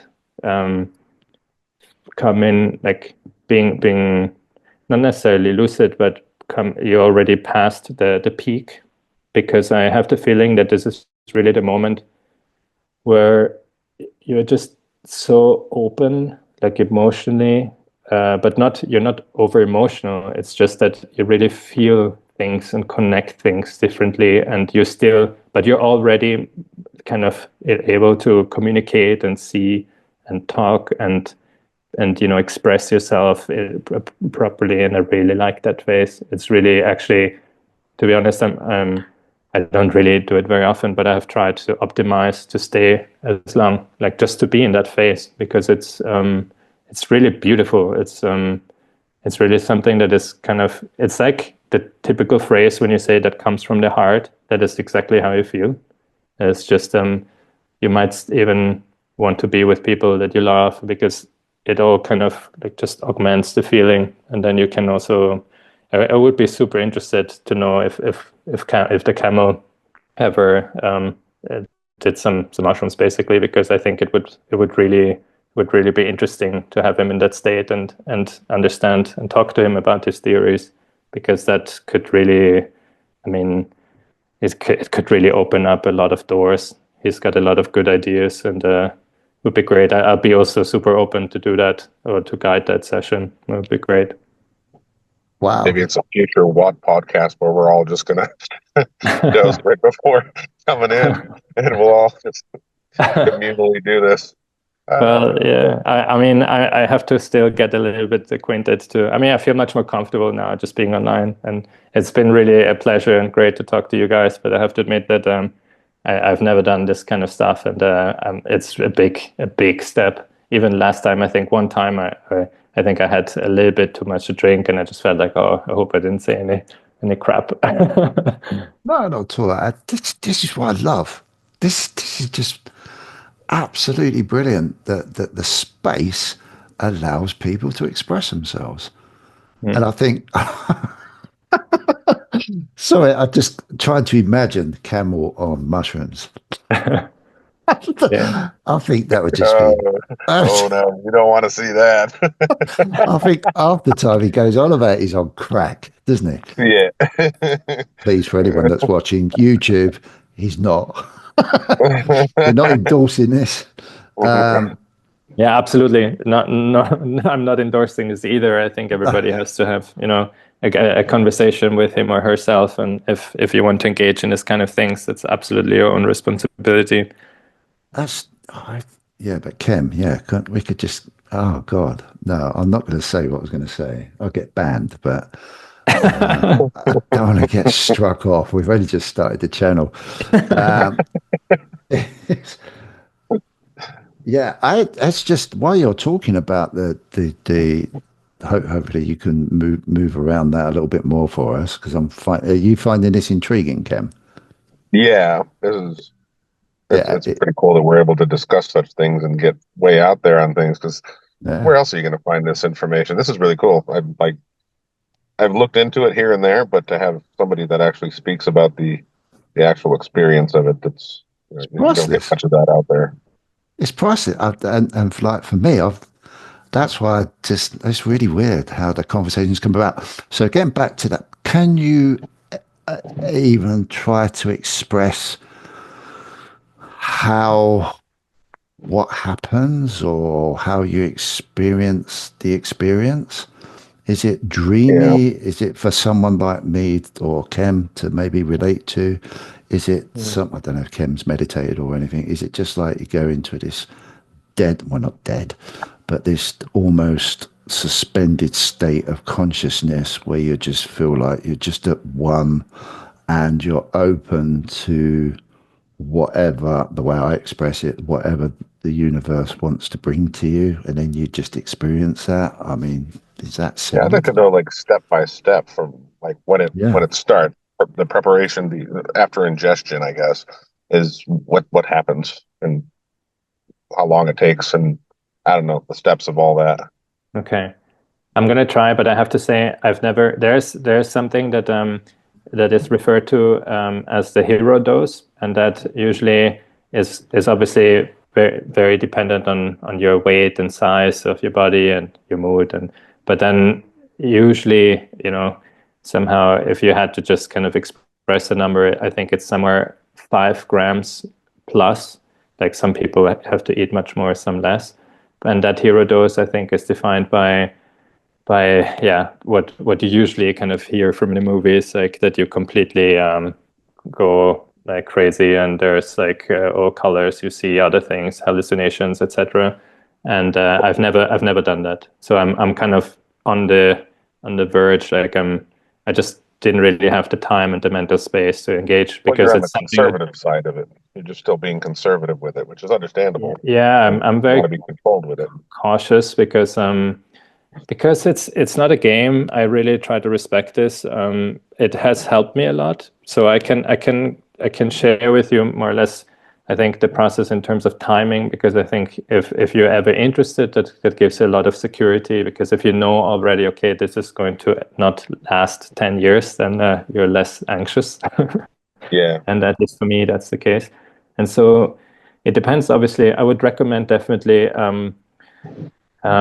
To kind of not have any health issues like physical or mental, and then also take care of what you ate. Maybe it's even better to kind of eat very little or almost nothing before, because obviously the absorption then works better. What I have to also say, and I recognize that many times, is even if you ingest the substance and then you eat afterwards, then you really, if you're still kind of in a phase where you feel the effect, but then if you eat, then the effect will decrease a lot. So that's kind of, I thought that's good to know, because for people that somehow are a little bit scared or get somehow afraid, they might just want to eat something. That's actually, to be honest, exactly the study that I would like to submit to this DAO, just to see if they're interested in it, because I think that would be very helpful for people that want to start, because then they would have to have like some kind of like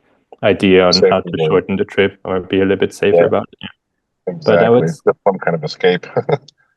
I would say that for me, my experience was that it takes a while. Like after you ingest it, it can take, if you didn't eat anything, maybe, I don't know, 40 minutes to 2 hours. But it can also take longer, like until you feel it, and then it gets in gradually. And I have to say, it depends a lot on how you create the setting, because if you sit down, you meditate, or you put in some music that is somehow stimulating, there are some forms of music with some wavelengths that would stimulate somehow, I don't know, certain things in your brain, then you get into it maybe a bit faster. You can definitely feel that. But if you focus on something, I tried that too. Like if I read something, or if I analyze some data, then I can also kind of like, I feel it's not it's like fighting it a little bit. And if you're not like in the hero dose, forget about it. You cannot do anything. That's per definition the hero dose. Like you're just gone in a different realm. But you can somehow, it gets in slower if you're not in a hero dose and you try to focus and analyze something really quick. And it happened to me a couple of times that I was just working, and I thought, okay, well, if I not calculate like maybe 2 hours, and I take it now, and then it kind of motivates me to finish in time. And then I realized, oh, wow, okay, now I have to stop, because I've noticed I cannot really draw this like conclusions anymore, or somehow analyze this as efficiently. And then also it doesn't make sense, because you don't want to kind of disturb your own trip. That's not the point of it. And then, but that's more or less just to give you a time frame to when from the ingestion to when you start to kind of get into this feeling that there's something going on. And then from that moment, I would say that again, like probably another 2 to 3 hours. That's really depending on how much you take, and how big you are, and as I said, if you ate something before or after the ingestion. But yeah, it can be like 2 to 3 hours. But then it can also be that after 2 hours you're kind of back again, but underneath everything, it's somehow in waves. It's still there, kind of comes back, then it's gone, and you think, oh, it's gone, and it comes back again.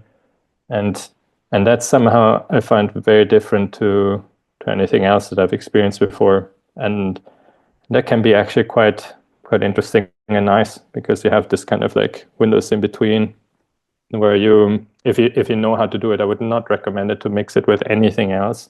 I mean, people do, I don't know, smoke weed with it. It's not that I haven't tried, but I just really, like, for me, I appreciate the clarity. It's much more, you're much more lucid if you just, if like me, if I want to be in that state that I described before, where your heart is so far open, and you just really kind of try to see and think about things in much more connected ways. And yeah, then I want to be actually as lucid as possible. That's something that I actually really appreciate about this, when I can still achieve this. And when I say lucid, you're obviously not lucid compared to a sober state. You're lucid compared to, I don't know, a state where you have smoked weed or something. That's something that I really don't like about this, is that sometimes you're just then not lucid at all anymore. Like, you don't even remember what you said 2 seconds ago. And that is not the point for me. It's kind of, the point is something else, and I can actually say it very clearly. Particularly when I started with the Vipassana meditation technique, I realized that there's a book, I think it's called Altered Traits, which basically describes how basically from a neurologist perspective, the connections between like the synapses, they basically kind of reform. They can reform also when you do very prolonged therapy, so psychotherapy, and you just somehow that in that case you try to kind of reform what you have experienced in the past, some kind of trauma. And you can do this with meditation too. It's really like, it makes your brain more plastic. And that's very similar to what happens as well. I think when you take psilocybin, you have the ability to kind of open this, but it's a little bit, you have to respect it, because in my opinion, it's a bit like opening potentially also a wound, and then you want to be sure that in the moment where it closes again, that you take care of yourself and that you be really good to yourself and to your surroundings, and so you can really make the most out of this trip and this experience, and try to turn it into a healing experience, and not, if you kind of mix it with alcohol or mix it with something that is, then you might really miss the intention, and and then you might even inflict some pain or get into some dangerous spheres that there's no point in doing that, in my opinion. But that's Well, for sure. If you're introducing things that well, I've always seen alcohol as something that brings on the worst in people for the most part. You can use it very similar in a therapeutic manner, but most people can't. I tend to use it as a therapeutic type thing, but you also have to be mentally stable, I think, to do that. Whereas if you've had trauma and stuff and you're using the alcohol to escape, it ends up being a bad thing. Where these psilocybin trips, if you're introducing potentially some trauma via alcohol, that could totally not only diminish the effects of the psilocybin, but maybe counter, I don't know, make it really bad instead of good experience. That's kind of what makes sense to me. But if you're going to do the psilocybin, just do the psilocybin. Why would you even alter that with other forms of things? Then you're missing what psilocybin can do, assuming that it does do something. I don't have experience with it, but why would you mix other things in there? That really doesn't make sense to me. Yeah, particularly if somebody is not experienced at all, then it's really a mistake, in my opinion. But that's very personal as well, right? Because these things can, like I can also kind of tell a story where a friend of mine actually was interested, and I had the feeling that that I felt uncomfortable somehow doing it with her, because there was just not a good match, and I felt kind of even uncomfortable saying why. But in retrospect, I know that it is because it is really something extremely personal. Like, you might get into a state if for some reason, I don't know, you take too much, you slip into some sort of hero dose or something similar, then you have to, I don't know, you have to really be absolutely sure that you want to share this with the person that you do it with. That's why very often people look for a shaman or some person that has experience to guide you. I don't necessarily like this word, but it's more just to be kind of on the safe side, to have somebody, and that's smart for anything you do. Like, if you go, I don't know, jumping out of an airplane with a parachute, you also do it in tandem. You just don't do it alone the first time. That's crazy. Yeah.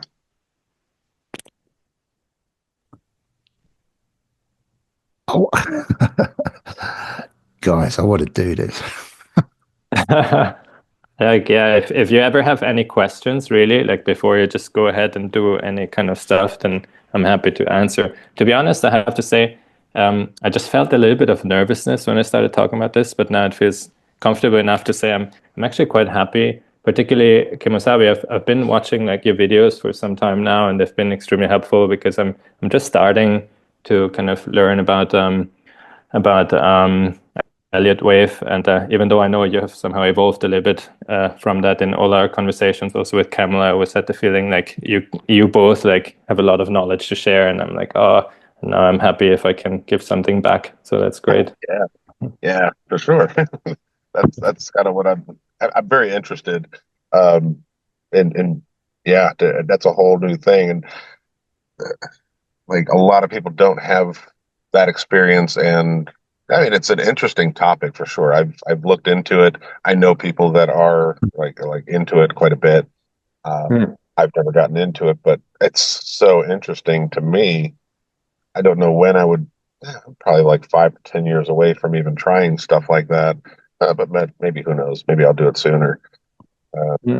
Yes, I think. still, I'm very interested in learning about it, especially from people that I interact with. No, that's great. Sorry guys, could you just carry on? Obviously, I just need to go, Lou. Sure. Actually, I'm kind of thinking about, like, I don't know. I mean, I can share this because I don't want to involve people without knowing it, but I'm just not going to mention the name. But I've been doing physiotherapy, and I found a physiotherapist that is also kind of in a similar, or told me at least that he's in a similar situation, like you, like somehow curious, but don't really want to kind of try. But somehow he read and about the impact that it can have and how helpful it can be for chronic pain management. And he's got a lot of patients that come to him with chronic pain.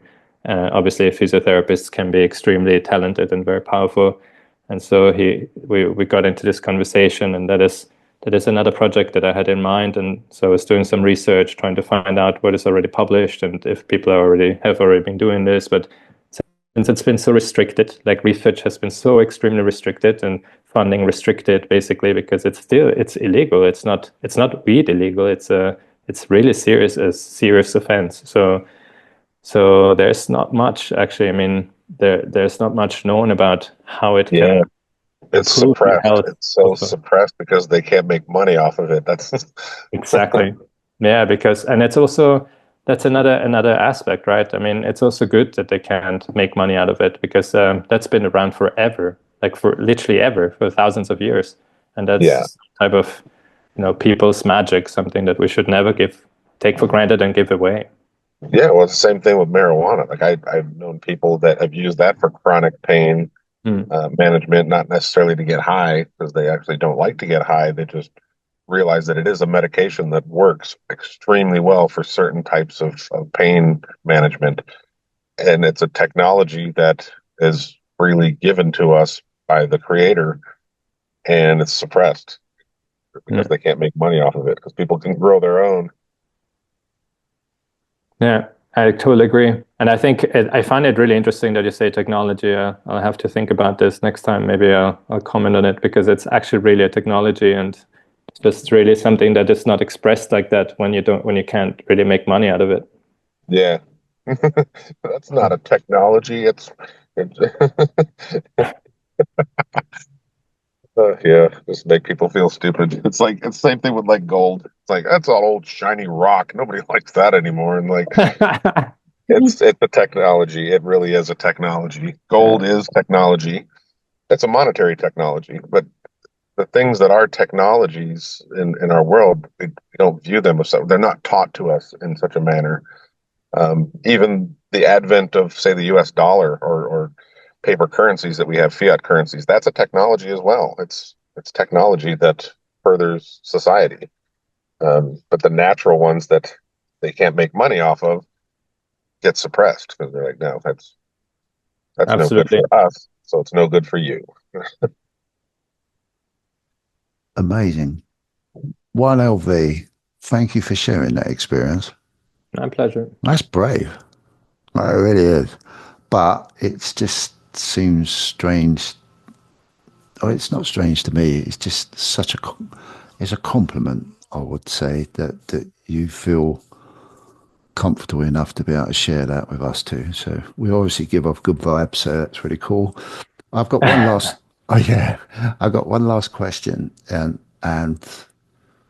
that would be: do you feel, for whatever reasons you've done whatever you've done, that it's well, there's two questions actually, that it's helped you or hindered you, firstly? I think my honest answer would be that somehow both. I've made experience enough experience to understand better the technology, to understand better how to use it, and so I'm actually kind of in a way thankful that it has done both. I think in one or two sentences, like it has helped me a lot with things that are probably difficult to express, but it's dealing with certain kind of emotional things or looking at things in a very different way. Also, just be actually more productive, less stressed, less anxiety. But then also, I've realized that with a certain frequency, it has turned into something that can be very somehow not confusing, but somehow introduce some kind of dispersion in my thoughts, and I think that always probably depends on your character and the way how you are, and maybe what your mental process is. But I think that is a good signal to kind of take a step back and respect it, and just take maybe a bigger pause, unless you feel really comfortable in that state. But yeah, it's really not comfortable to me. So yeah. That's really Interesting cool. thought, that hold on before you go on with it. The fact that you say that it's like almost like an eye-opening experience, or it makes you think in different ways. And like we were talking before, that the rat race that keeps everybody in line thinking the same way. I'm just thinking out loud, what if everybody was to somehow get microdosed with some psilocybin, and just kind of everybody all at once just starts thinking and open to thinking in different manners, and viewing the world differently, how that might be such a transformation of the world that would be so awesome. Yeah, but Cam, I'm convinced that this is the reason why it is illegalized. Like, this is part of the whatever, whoever controls the simulation, or this is the reason why, because otherwise people would realize what's going on. That makes total sense, because now I'm going to use 1LV as an example with that, and that's, say 1LV was in the hierarchy of how we all work this hamster wheel. He was at the top of the wheel, and he happens to do some mushrooms, and he realizes, excuse my language, fuck me, this changes everything that me and my family have been trying to do for hundreds of years on this planet, suppressing the peasants. And then you think, shit, this can't get out, because this is Yeah. going to fuck everything up. And that gets back to what Ken was saying. It's I'm very curious, that I'm sure a lot of things that could naturally be life changing to how this planet operates are suppressed, are kept away, because it's, Knowledge. Yeah. yeah, because it's just not what, I'm not saying that what we've got is right, wrong, evil, not, whatever. It's just, if you was running this big conglomerate of control of how you think the world should work, and you think maybe in the better, I'm giving them the benefit of the doubt, in the best interest, would you want that ever to be upset? And I think things like this, just normal meditation, just normal sitting back and getting yourself off the hamster wheel, allows you to go, hold on a minute. You know, I think that actually what you just described is actually what happens during a bad trip. Like, it's actually kind of the process of breaking down the illusions. Everything that you've lived in the entire life dissolves, and you realize, oh, I lived, and I don't want to say a lie, because that's not really the right word, but I lived in this kind of construct, and suddenly you don't only see it and understand it, but you feel it, and you dissolve. Like, you just don't know, you're not even you anymore. It's just you realize how everything is somehow, together and the same, and somehow therefore it's just kind of, in a way, the universe telling you, it's because of the movies, and because of what people say, and when they get drunk and when they do other type of drugs, they say, oh no, it's funny, a bad trip, you really don't want to have a bad trip, because that's really bad for you. But I really believe that it's kind of like, in a way, yeah, it can be I mean, I'm scared of having really a real big bad trip, but it can also just be the process of kind of dissolving and understanding, and really seeing and perceiving the things more clearly, as I think that's a little bit what you just tried to refer to, right? Breaking down the walls where your reality is kind of altered. And if you're really dead set on your reality, you're really connected to your reality, to have anything break apart from it it Yeah, could be quite damaging to your psyche, I would think. absolutely. Yeah. If you don't, that's why it's better to be careful, obviously, and do it somehow in a sheltered environment. And yeah, and and also kind of I don't know, like, for example, there are some phases in your life where I don't know, if you, for example, listen to to the mighty Cam talking about the pain and how, the Dix is going up, and that is happening, and you don't really you cannot compartmentalize it, and you cannot somehow deal with it because you're experiencing something new that you don't know before, and that might or might not mean that in the next 3 months or 3 years, I don't know, something really globally will change, and something that you cannot even control. That's really what I mean with that is not maybe the best mental state to be in when you want to engage into something like this.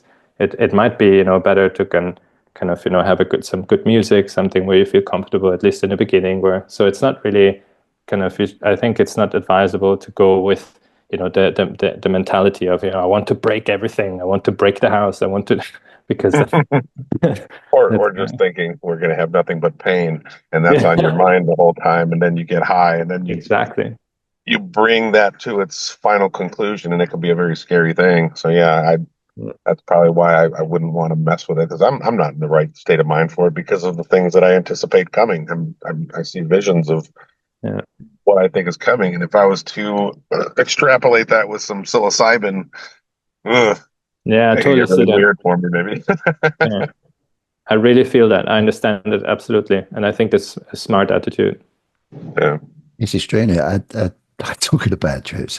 It's just a simple thing from my learning curve when I actually find it, when the now hit about our wonderful fiat currency and how finance money works and has worked.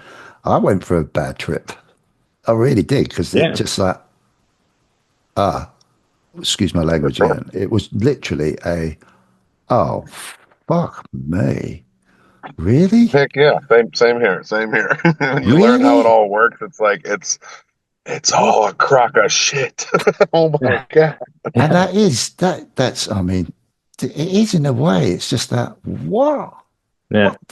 What? And then it, then for me personally, it took me down this psychological thought process that could have been, if I was drunk or alcohol influenced or something, could have been quite a bit of a bad moment, really.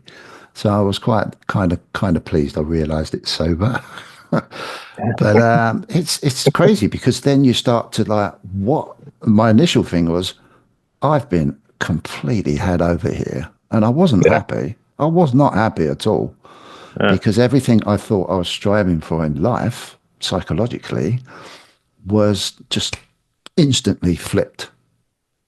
It was like my whole concept of what I believed from day one, of when I started to understand what I was being told by my parents and everyone that was around me as I was growing up, the schooling, the education, the politics, the just work, everything, just all of a sudden just really hit me.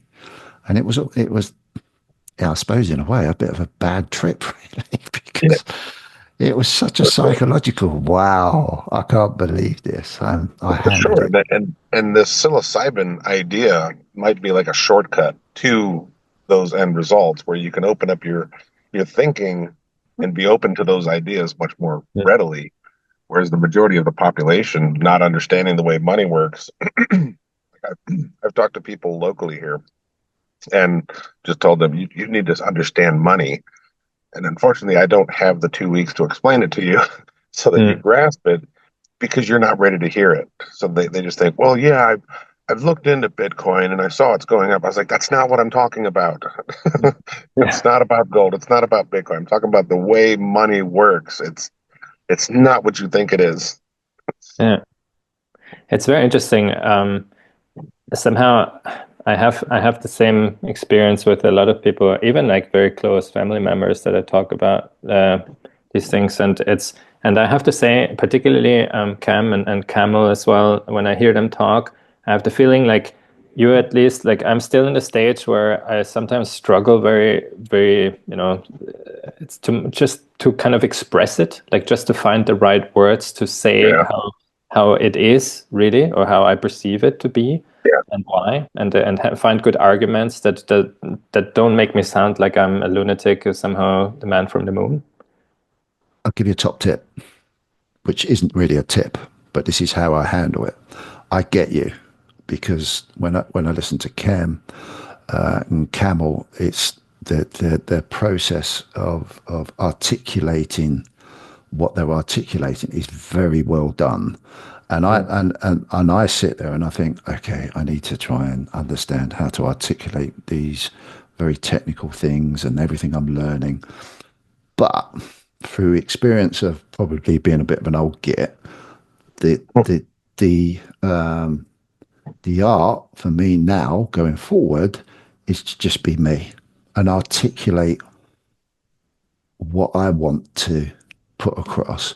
And I know I can't. Well, I'm not Camel, and I'm not Cam, and I'm not you one LV. I'm just Andy.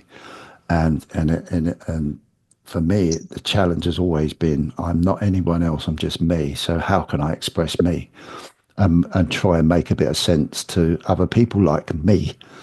You know, and then collectively we build this community of different people, but all with the same ideas, coming with the same concepts, but from a different way. Because I know that I can talk to certain people the way I talk, and people will relate to it. Some people won't relate to it, but then Ken will talk to certain people. He will relate to them, and he won't relate to others. Camel does the same. You, one LV, will do the same, and I think don't put too much pressure on trying to articulate yourself by others. Learn what you learn, and just be you. And Yeah, no, for then sure. go on that journey and express it how you need to express it. And again, that's what I love about here, because no one's going to judge anyone. Mm. And if they do, they can fuck off. And it's all practice anyway. Like when you get into a group like this and like, well, I don't want to say something that I don't understand fully because I might sound stupid. And there's always a fear of sounding stupid. But like in my experience early on with trading and being online in communities and stuff, learning certain concepts, I would ask questions. I wouldn't care if I sounded stupid. We all start at the same place. We're all stupid. And you're stupid until you ask the stupid questions. And then you don't have to ask that stupid question anymore. And you become more intelligent on whatever you're trying to learn. So it would be like the psilocybin stuff. I have no clue about that stuff in reality. So any question I'm going to ask is going to be stupid. It's going to be short-sighted through lack of experience. I don't know what I'm talking about. Whereas somebody else who has tried it, they're more experienced, more knowledgeable on it, won't sound as stupid and might see my question as stupid, but I don't care. I'm going to learn. So Yeah. that's what's more important to me. And then relating concepts to other people and how to articulate things, I always try to simplify it with examples of things that relate, I guess, that, hopefully a child could understand. And some of the things I say are pretty out there, pretty stupid. Some of the things that I relate to other things is just like, yeah, I see what you mean. Weird way of getting there, but yeah, it makes sense. But just relating things that are very common to everybody, or if you're speaking to somebody that you know very well, you walk a mile in their shoes, and then you can speak to them in a way that relates very well, Mm. almost through a vibrational connectivity. Or like me and Camel, when we get on the topic of Bitcoin or money, it just flows pretty easily because we speak the same language. Yeah. Very Yeah, As an similar. audience, you totally feel that. Absolutely.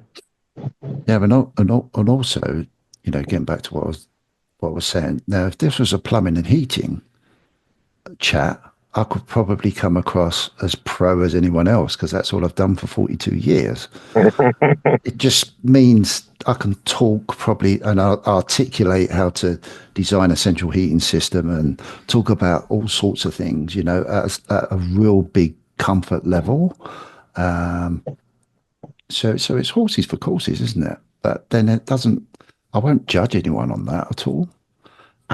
And another beautiful thing is being able to try and engage in conversation with people of all different levels. And I think that's really great. And as Ken was saying, trying to recognise that everybody's different and everybody understands things differently, and it's trying to come up with that. Okay, how can I try and put across a certain a certain way of. I've done it with customers in my job. You know, not everyone understands, you know, flow and returns and how to heat this part of the house to that part of the house. So you have to try and convert what you're saying to make sense to the person that you're talking to. And of course that's not easy sometimes, but that comes Sometimes with. you have those customers that'll just nod their head and be like, "Yeah, I totally know what you're talking about," when they have no clue with all the I, technical stuff that you've got going on. yeah. Most, I'll be honest with you. Most of my customers go, well, just do what you need to do, Andy. You know, I'm not interested. But every now and then you get one that's actually interested in the design and what you're talking about, and it's such Yeah. a pleasure to be able to talk at that level, because that's, you know, that's your training and, you know, your experience. But I Mm. guess, you know, quite often I'm going to be really honest with Kem here. I try to even get my head, and I think I've even put comments on some of his videos. I'm really trying hard to understand all this stuff, but it's some of it is just like what, what I get really frustrated with myself because I can't get to grips with the real technical side of certain stuff, and there's certain stuff with Camel, but I'm willing to learn. I'm willing to And try and that's the observe. thing. I'm When willing to, yeah, we make our videos, we're not necessarily thinking on yeah, as much that the audience doesn't quite understand, and we just breeze over certain topics, and it's yeah, common knowledge to us, and then other people will look at it and just glaze over the information, not thinking, hey, there's a question there, I need to understand that. And maybe we're too quick with the information just because we don't know any better, that the audience doesn't know, they don't understand certain concepts. Um, that just appear to be common knowledge. So yeah, I always tell people, ask questions. Get in there. If you want to learn, there's no better way than to ask questions. Hey, why do you see that as supply? Why do you see that as demand? Why do Mm. you see the uptrend? Why do you see that target? Why do you see that as your invalidation? There's reasons for it all. And just have to ask the questions and keep the conversation going so that yeah, others can learn for it, similar to what we're doing here in the Watt podcast. Just keep the conversation going, and there's so much that can be learned. And if we get more and more people in here, same thing. We're learning from so many other people and sharing the knowledge. It's a great experience. But yeah, ask questions, keep the conversation going.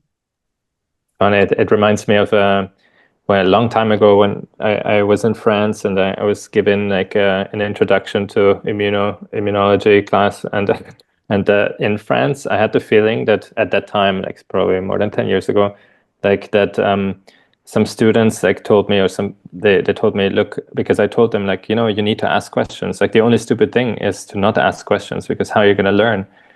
And I realized that it's also a cultural thing. Like it's there are some people, they grow up in a culture where, exactly like Cam just said, it's like asking questions, and that's what makes you smarter, because otherwise, the stupid thing is not to ask.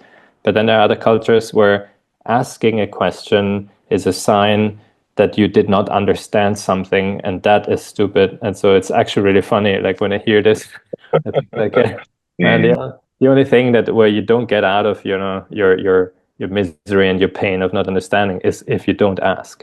That's it.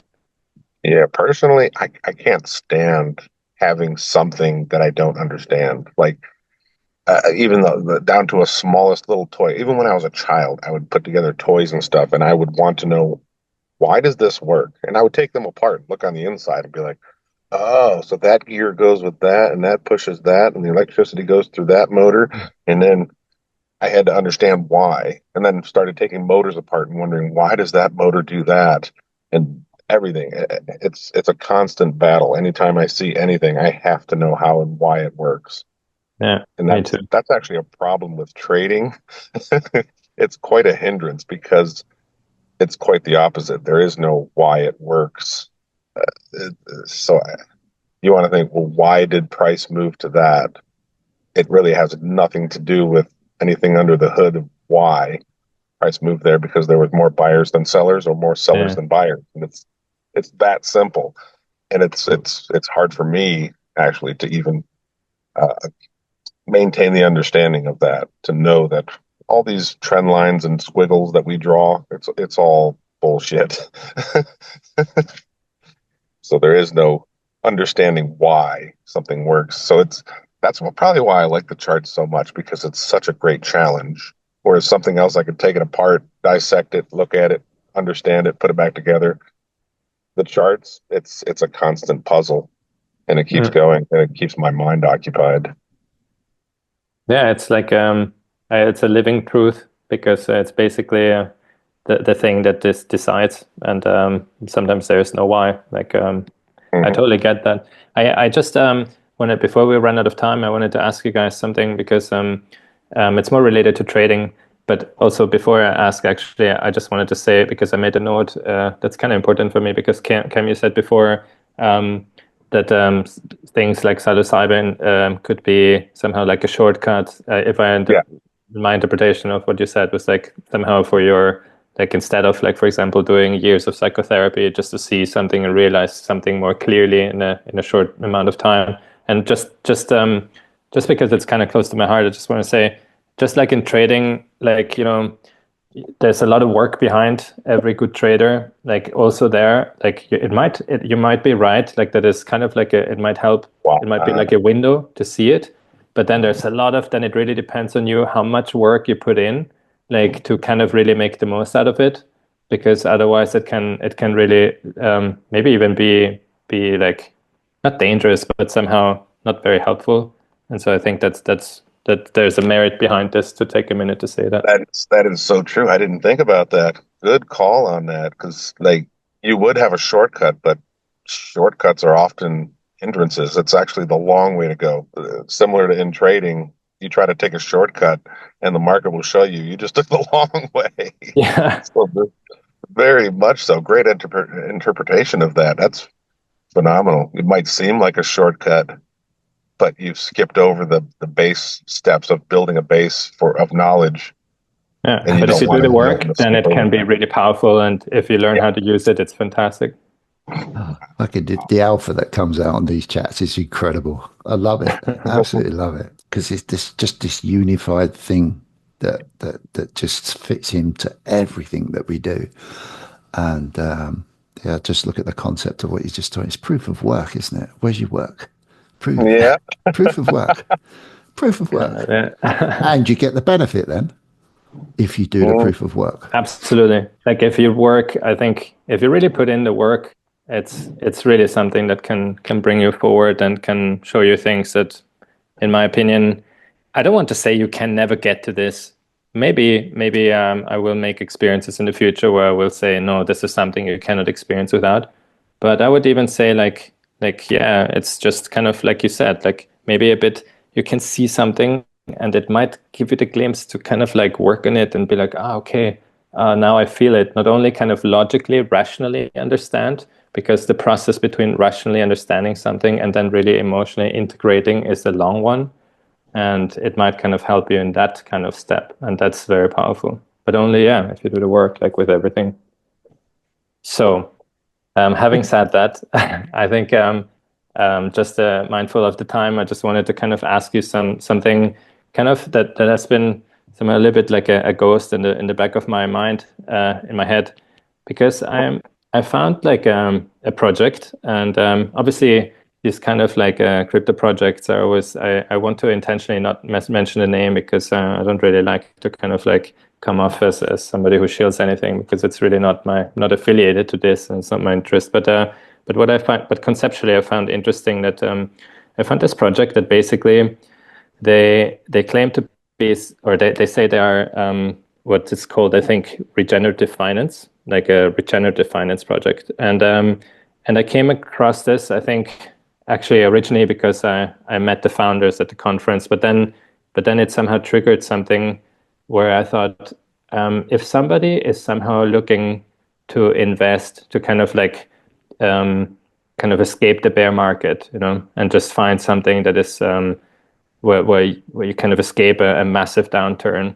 I was wondering, what could it be? Like maybe in normal finance, you might look into some, I don't know, probably some commodities or something where you can somehow say maybe something that is seasonal, or something that somehow, whatever your, pick your poison, whatever makes you feel comfortable. Um, But there in crypto, I was wondering. So basically, what they do is it's actually rather simple. Like they created a platform where they say, like there are coffee farmers in Mexico, I think, if I remember correctly, and they basically say those farmers, because they have very small land, they have to have like at least less than 2 hectares, I think. They don't really have access to financial instruments because they don't have the how to say the capital and the land to kind of get to The big lay it money. down as a deposit to get money from the bank to get a Yeah. loan Okay. particularly at a rate that is somehow acceptable. And so I saw like some case studies that some have like, I don't know, paid some kind of, obviously that's not the norm, I hope, but somehow more than 100% interest rate just on a loan to kind of pay for your operations for a year, and then you harvest, you sell what you harvested, and then you pay back the debt. And that's crazy because that would mean that you have to make twice as much money just to pay back your debt and then have some kind of profit. And Yeah.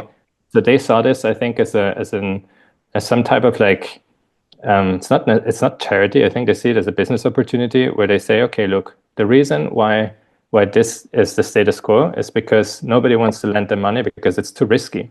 And so what they Yeah. do is like some sort of like crowdfunding, like not crowdfunding, it's actually called crowd lending. Like, Yeah. so they make a platform where people from the crypto community can just block money, like literally like stake money on that platform. And so they use this as a collateral, that's the word, as a collateral. And then that collateral reduces the risk enormously for other investors that then can, lend them money for a much more humane rate.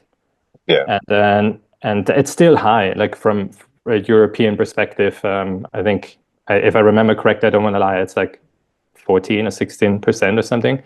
But then it somehow allows the the investors to get a cut out of it. Like, I don't know if it was 9 or 8 or 7%.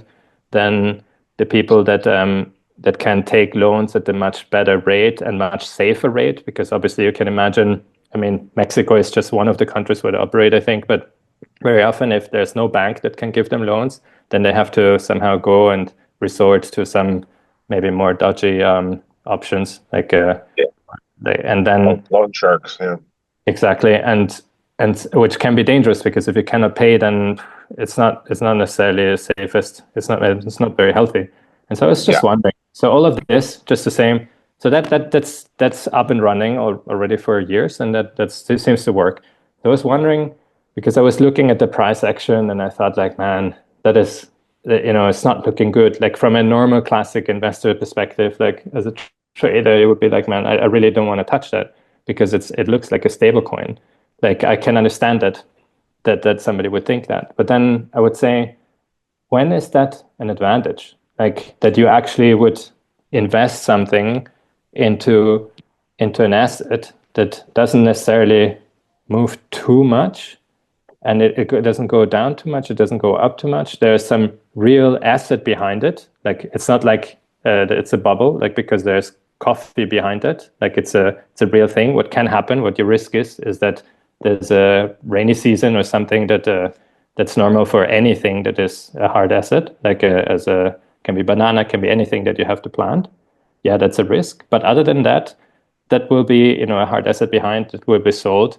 And so I was wondering actually if, I don't know, when Bitcoin and all other, like when crypto completely like collapses, if that would be actually a smart thing to kind of evaluate and see maybe a part of my small part of my portfolio, I could just park there to see, is that something that actually doesn't move like too much? It should kind of be a bit more stable. And And and hold its value potentially is what you're saying. exactly, yeah. And So so, as an investor, it's actually quite simple. If you just simplify it down, if you look at the price action and you see a weekly close higher high than any previous close on the weekly scale, once that happens, that gives you the green light for an investor to start allocating capital to it, and then you ride that weekly uptrend. In a bear market or in a downtrend or an economic downtrend, something like what you're proposing there would actually should perform pretty bad because it's higher risk, um, higher risk lending for companies, and if those companies don't perform, then their underlying financing does not perform either. So if you have an economic downturn where you have tariffs across the board, every country has to pay extra tariffs. You're not going to get Mexico shipping coffee to the United States, which is a large consumer of the world, is the United States. They consume everything and they throw away so much crap. So if the United States goes into an economic decline, they're consuming less, and that means there's less demand for all products all around the world. So there is an incentive to keep the United States propped up in that sense. What tends to be the way to go is the safe havens in an economic downturn. If you do have a bear market on risk assets, which would be crypto, tech stocks, stuff like that, you would have people running towards the safe haven, which is the things that don't move generally as much, would be U.S. Treasuries. Sure. That tends to be the safe haven. Even the U.S. dollar tends to be the safe haven because there's still a demand for dollars worldwide, no matter what. And that should be the same for the next 10 years. That shouldn't change. It would take something quite drastic for that to change, like nuclear holocaust type. Yeah. So I've heard of this funding thing that you're talking about. I think Arcane Bear does it at the end of his podcast sometimes, where he would just log into this third world lending thing and just throw $500 at somebody so that they could buy a certain piece of farm equipment to better themselves, and then maybe the investment pays off, maybe it doesn't. He tends to do it more like a charity. But sometimes they're like penny stocks where they do pay out double, triple what you put into them. It really depends. But I would see that as ultimate risk assets in an economic fashion. If you have an economic downturn, those should not do very well. But does it mean that you distinguish between the scenario in a crypto bear market in a general world economic downturn versus a crypto bear market versus in a more or less normal situation, if that's something we can say at all anymore? Correct. So you would have crypto that would just go to shit for some reason, and the world economy acts fine. And that's why I say on the weekly chart, if you look at the price action of this asset, whatever it is, if it makes a weekly close higher high, allocate some capital to it until it changes back to a weekly close lower low, then take your capital back out of it because it was fake. But usually if you have a weekly higher high close, you can expect a higher low and an uptrend to start out of it, generally. That's the way I would look at it. But yeah, shoot me the chart, and I'll look at it maybe offline. Send me a direct message, and I'll. Cool. Yeah, if that's okay for you. I'm interested in looking at things like that. Cool. Yeah, no, I'm kind of just in this phase where I try to, with my limited knowledge, to kind of just try explore more things. Like I'm also talking with a friend of mine from Argentina, looking at the Argentinian economy because there are things moving. So if you if you're interested, I can send you maybe one or two things that I find interesting. And Argentina I find very interesting because they have something dramatically changing over there with Melee and what he's trying to do. Exactly. Not to say that it works, but it could be a great opportunity for investment.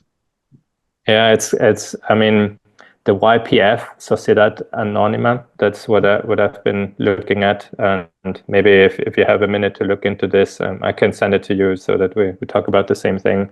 But that is really something that looks like it already kind of made a big run. So, but it would be really cool to know if you can somehow analyze it, and we can somehow have a chat about this. It would be cool also because it tells you a story about actually the state of our world right now and about Argentina, and it's all intertwined. So it would be great to have your opinion on that. Well, yeah, I think Latin American countries and anywhere south, the southern hemisphere, I think does really well in the next 30 years. I think that's where the investment is going to come. If you think about the way things have went for the past 100 years, you've had Western nations that have done very, very well, And now the way that the charts look to me, it looks like there should be some profit taking, like a lot of profit taking coming out of that in the coming decades. And that capital has to go somewhere. Uh, China has already expanded. There's another Singapore. They've expanded quite a bit. So a lot of Asian countries have had that expansion. So now we're looking at where's the next opportunity. You're looking at Africa and South America and Exactly. Latin America. And It I was looks kind to of be where also the looking at opportunity it from a perspective of safety, like in terms of, if something, hopefully it won't, but if something happens in terms of war, then I think, Argentina is a huge country that is one of the few countries I think that can be self-sufficient as a country. And so, in terms of risk, I don't know if, I would somehow historically say that Europe is a little bit more prone to somehow get affected heavily. Yeah. And Argentina, I don't know, like it's a bit kind of like Australia, like historically. I'm not sure if they ever really had, I hate to say this, but war, in their own country. So from that perspective, these are all kind of things that somehow at the side I'm kind of trying to consider and find people that are interested in looking into this. Well, yeah, I'm definitely interested in South America, Central America. I think. The one thing I have to say though is that one thing that I have already kind of somehow figured out by talking also partially to my family, and that bothers me a bit, is there is this, and maybe that's also a big topic actually we can discuss next time, but there's this issue with electricity shortages. That I'm not sure if it's kind of like a narrative, like the thing that, I don't know, the avian flu was flying around again during Christmas, but I know that in Ecuador it's a big issue. It's not a narrative at all. Like it's really there was a phase where, I don't know, it's like 12 hours or a day was without electricity. Now I think it's down to 4 hours, and that's obviously an issue, particularly if you want to go and not only for investments, but like for your life. Like if you want to go and have family there, and then trade, because just having 12 hours of electricity is quite, it's Yeah, not it makes good. things difficult, but it's kind of like when I used to invest in properties, we used to buy houses and we would go into these broken down houses and buy them for, say, $50,000 and fix them up and sell them for 150 to 200,000. But you go into the properties and you can tell the ones that smell really, really bad, those were the best opportunities.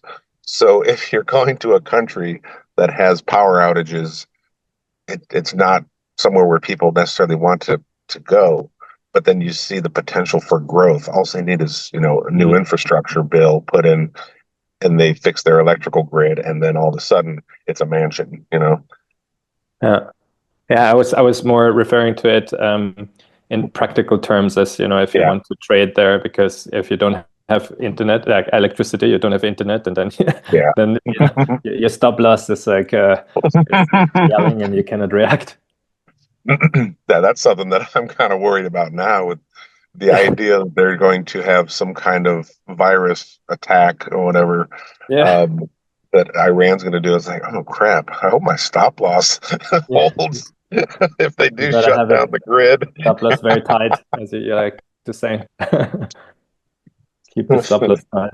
Man, no, I think these kind of things as well. I mean, not only electricity, virus attacks, but like, I mean, in the end, it makes you think, like, Bitcoin is great, but if nobody has access to a computer and anymore, because it's just no electricity, then it's fantastic as a technology. I really love it, but then we're just gonna sit at home and be like, yeah, remember that thing that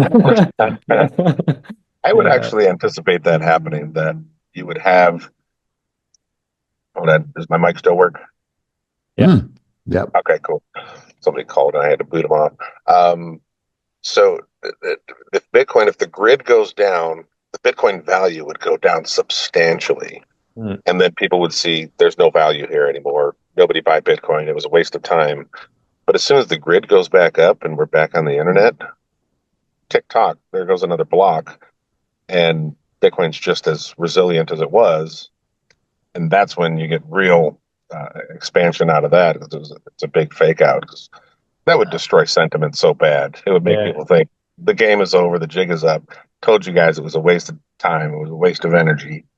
And then the grid's back up and be like, huh, that thing survived the internet going down and coming back up, and it's still a cockroach. Yeah.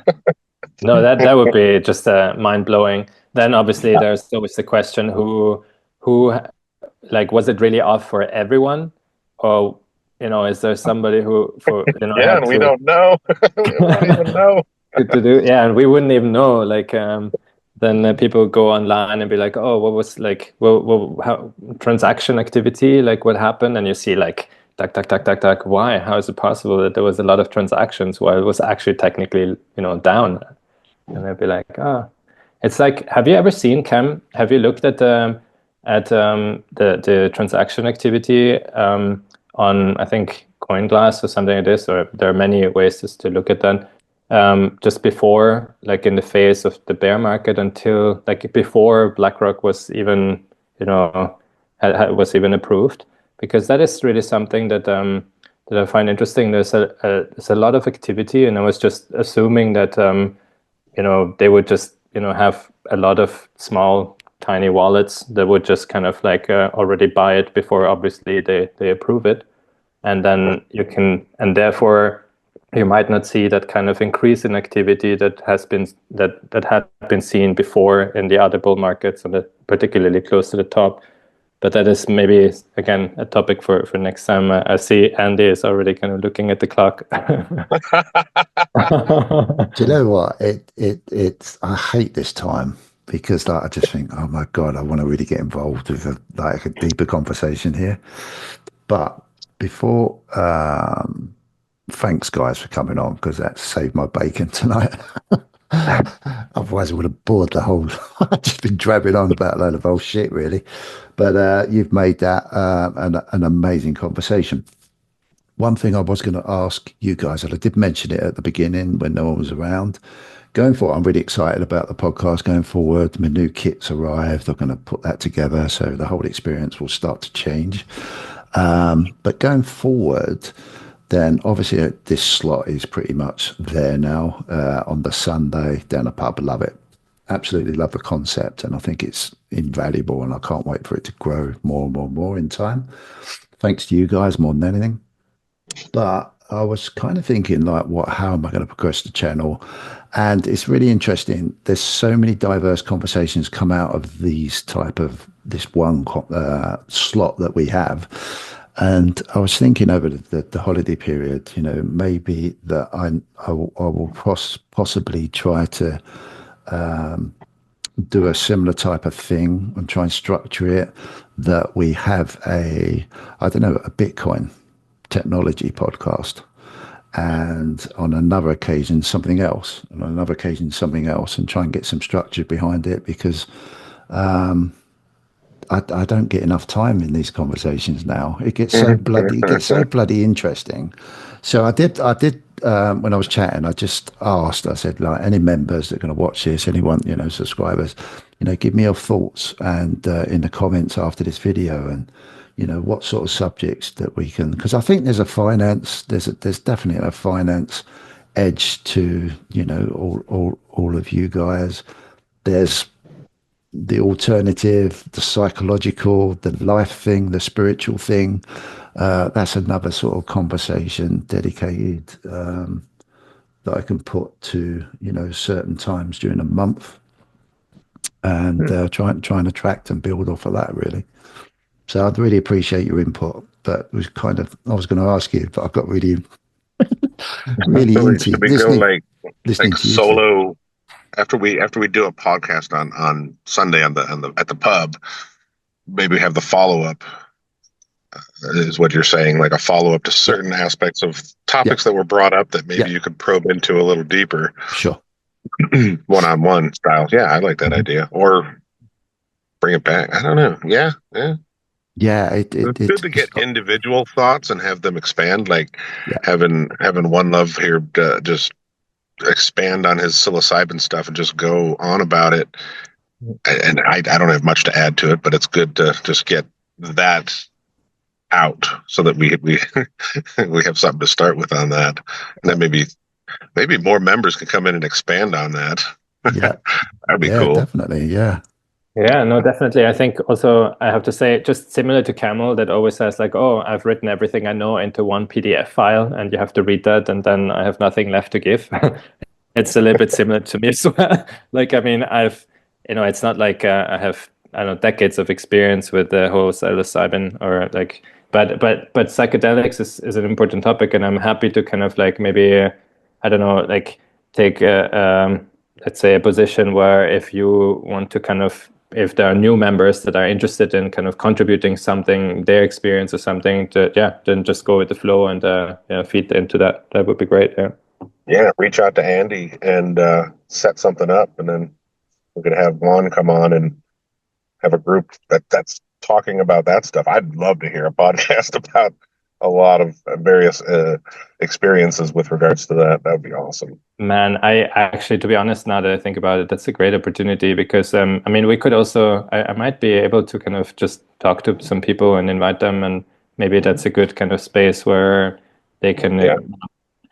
that's also a little bit kind of how it could grow. But just very quickly before we stop, I don't know, I'm not that experienced with this kind of things. Like, how, if I want to send you a message, for example, Kimo, do you have is there like on your channel some kind of email address or something where I can reach you, or do I just send you a message on YouTube? Or Yeah, you can send it on YouTube, but I'm on Discord and I'm on Twitter. cool, on Discord as well. All right, I'm gonna Yeah. yeah, I'm gonna try to maybe I'll just stay after we finish, and then I'll I'll see. Also, I'm just gonna Andy, like if ever we can. I have Discord as well. Like that's actually where I'm most of the time, so I'm quite active there. If that's for offline chats, if that's a good idea, then I mean, yeah, it's brilliant. I'm on Discord as well, so cool. well, I'm trying to learn all this stuff, but it takes a little while for the old head. Guys, thank you very much. So yeah, I'm really excited that the subjects that are coming out are producing more podcasts, and it's obviously down to me to try and get some structure behind that. But I'm dead excited about it, guys. Really am, and yeah, I can't thank you enough. It's really cool. Yeah, I know. Likewise. Thanks a lot for bringing us together here, and also I have to say I really appreciate also that you're kind of into this more organic growth. Like even if it's everything is a little bit more thought through and maybe also take more time. But I really like that because there's no pressure, and then everything feels a little bit more sane and more kind of just normal. And that's actually one of the reasons why I keep coming back as well. It's nice. That's, Thanks for that.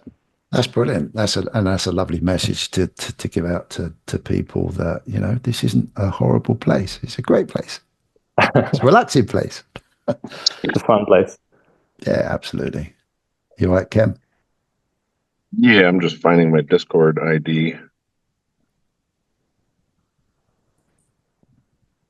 I'll tell you what you could do if you guys are happy with it. If you drop me in the comments. Oh, right, okay. Let me just write that down. I don't know how that come up. It did. I just put it in the chat. Yeah, I didn't even know there was a chat on there, dude, to be fair. Oh, it gets even cooler. Like we can have you sharing a screen and I can write on your screen while you're writing on your screen. We could all write on it. So like for sharing charts and stuff and sharing ideas, Absolutely. it could be very, very beneficial where we could all have annotations to whatever. Yeah, it's when my new system's set up, the computer will be able to deal with everything, lives, everything. It's quite a powerful bit of thing. Kit. So we're going to set it all up, get it all done through OBS, and just stream in whatever we want to, whatever anyone wants to bring on, they can. So I'm really looking forward to that, big time. Nice. Cool. I've written that down. I'll put that in the show notes. Show notes? Look at me. I'm just like, I'll put it in the description of the video. If you do put it in the description of the video, I'm going to have a bunch of people trying to. Yeah. That's why I was wondering if do you want me to or not? I'd probably say don't. Okay. Yet. I've got yours. Yeah. Yeah. Okay, and I just need 1 LV. What? But this is maybe something that I guess just we might want to kind of speak about this offline, if that's okay for you. Like just kind Absolutely of fine. like structure it, how in general, what your Yeah. idea is about. But I've already added Kim Wasabi, so Okay, cool. yeah, I'm happy to share this on Discord. It's a great channel just to talk offline. Yeah. Superb. Cool. All Thank you right. very Thanks much, again. gentlemen. I can't thank you enough. And 1LV, thank you very much for that honest. Oh, I've loved it. That was brilliant. That section on that was really cool. Learned a lot from that. And Kem, always, dude, thanks for coming on. Love it. Absolutely love it. It's just a shame that we're constricted to time, but hey ho. As always, next time. So it's next time, yeah. Yeah, for sure. Thank you very much, guys. Take good care of yourselves, and I'll speak to you all again soon. See you You later. too. Take care, guys. Bye now. Bye bye. Bye bye.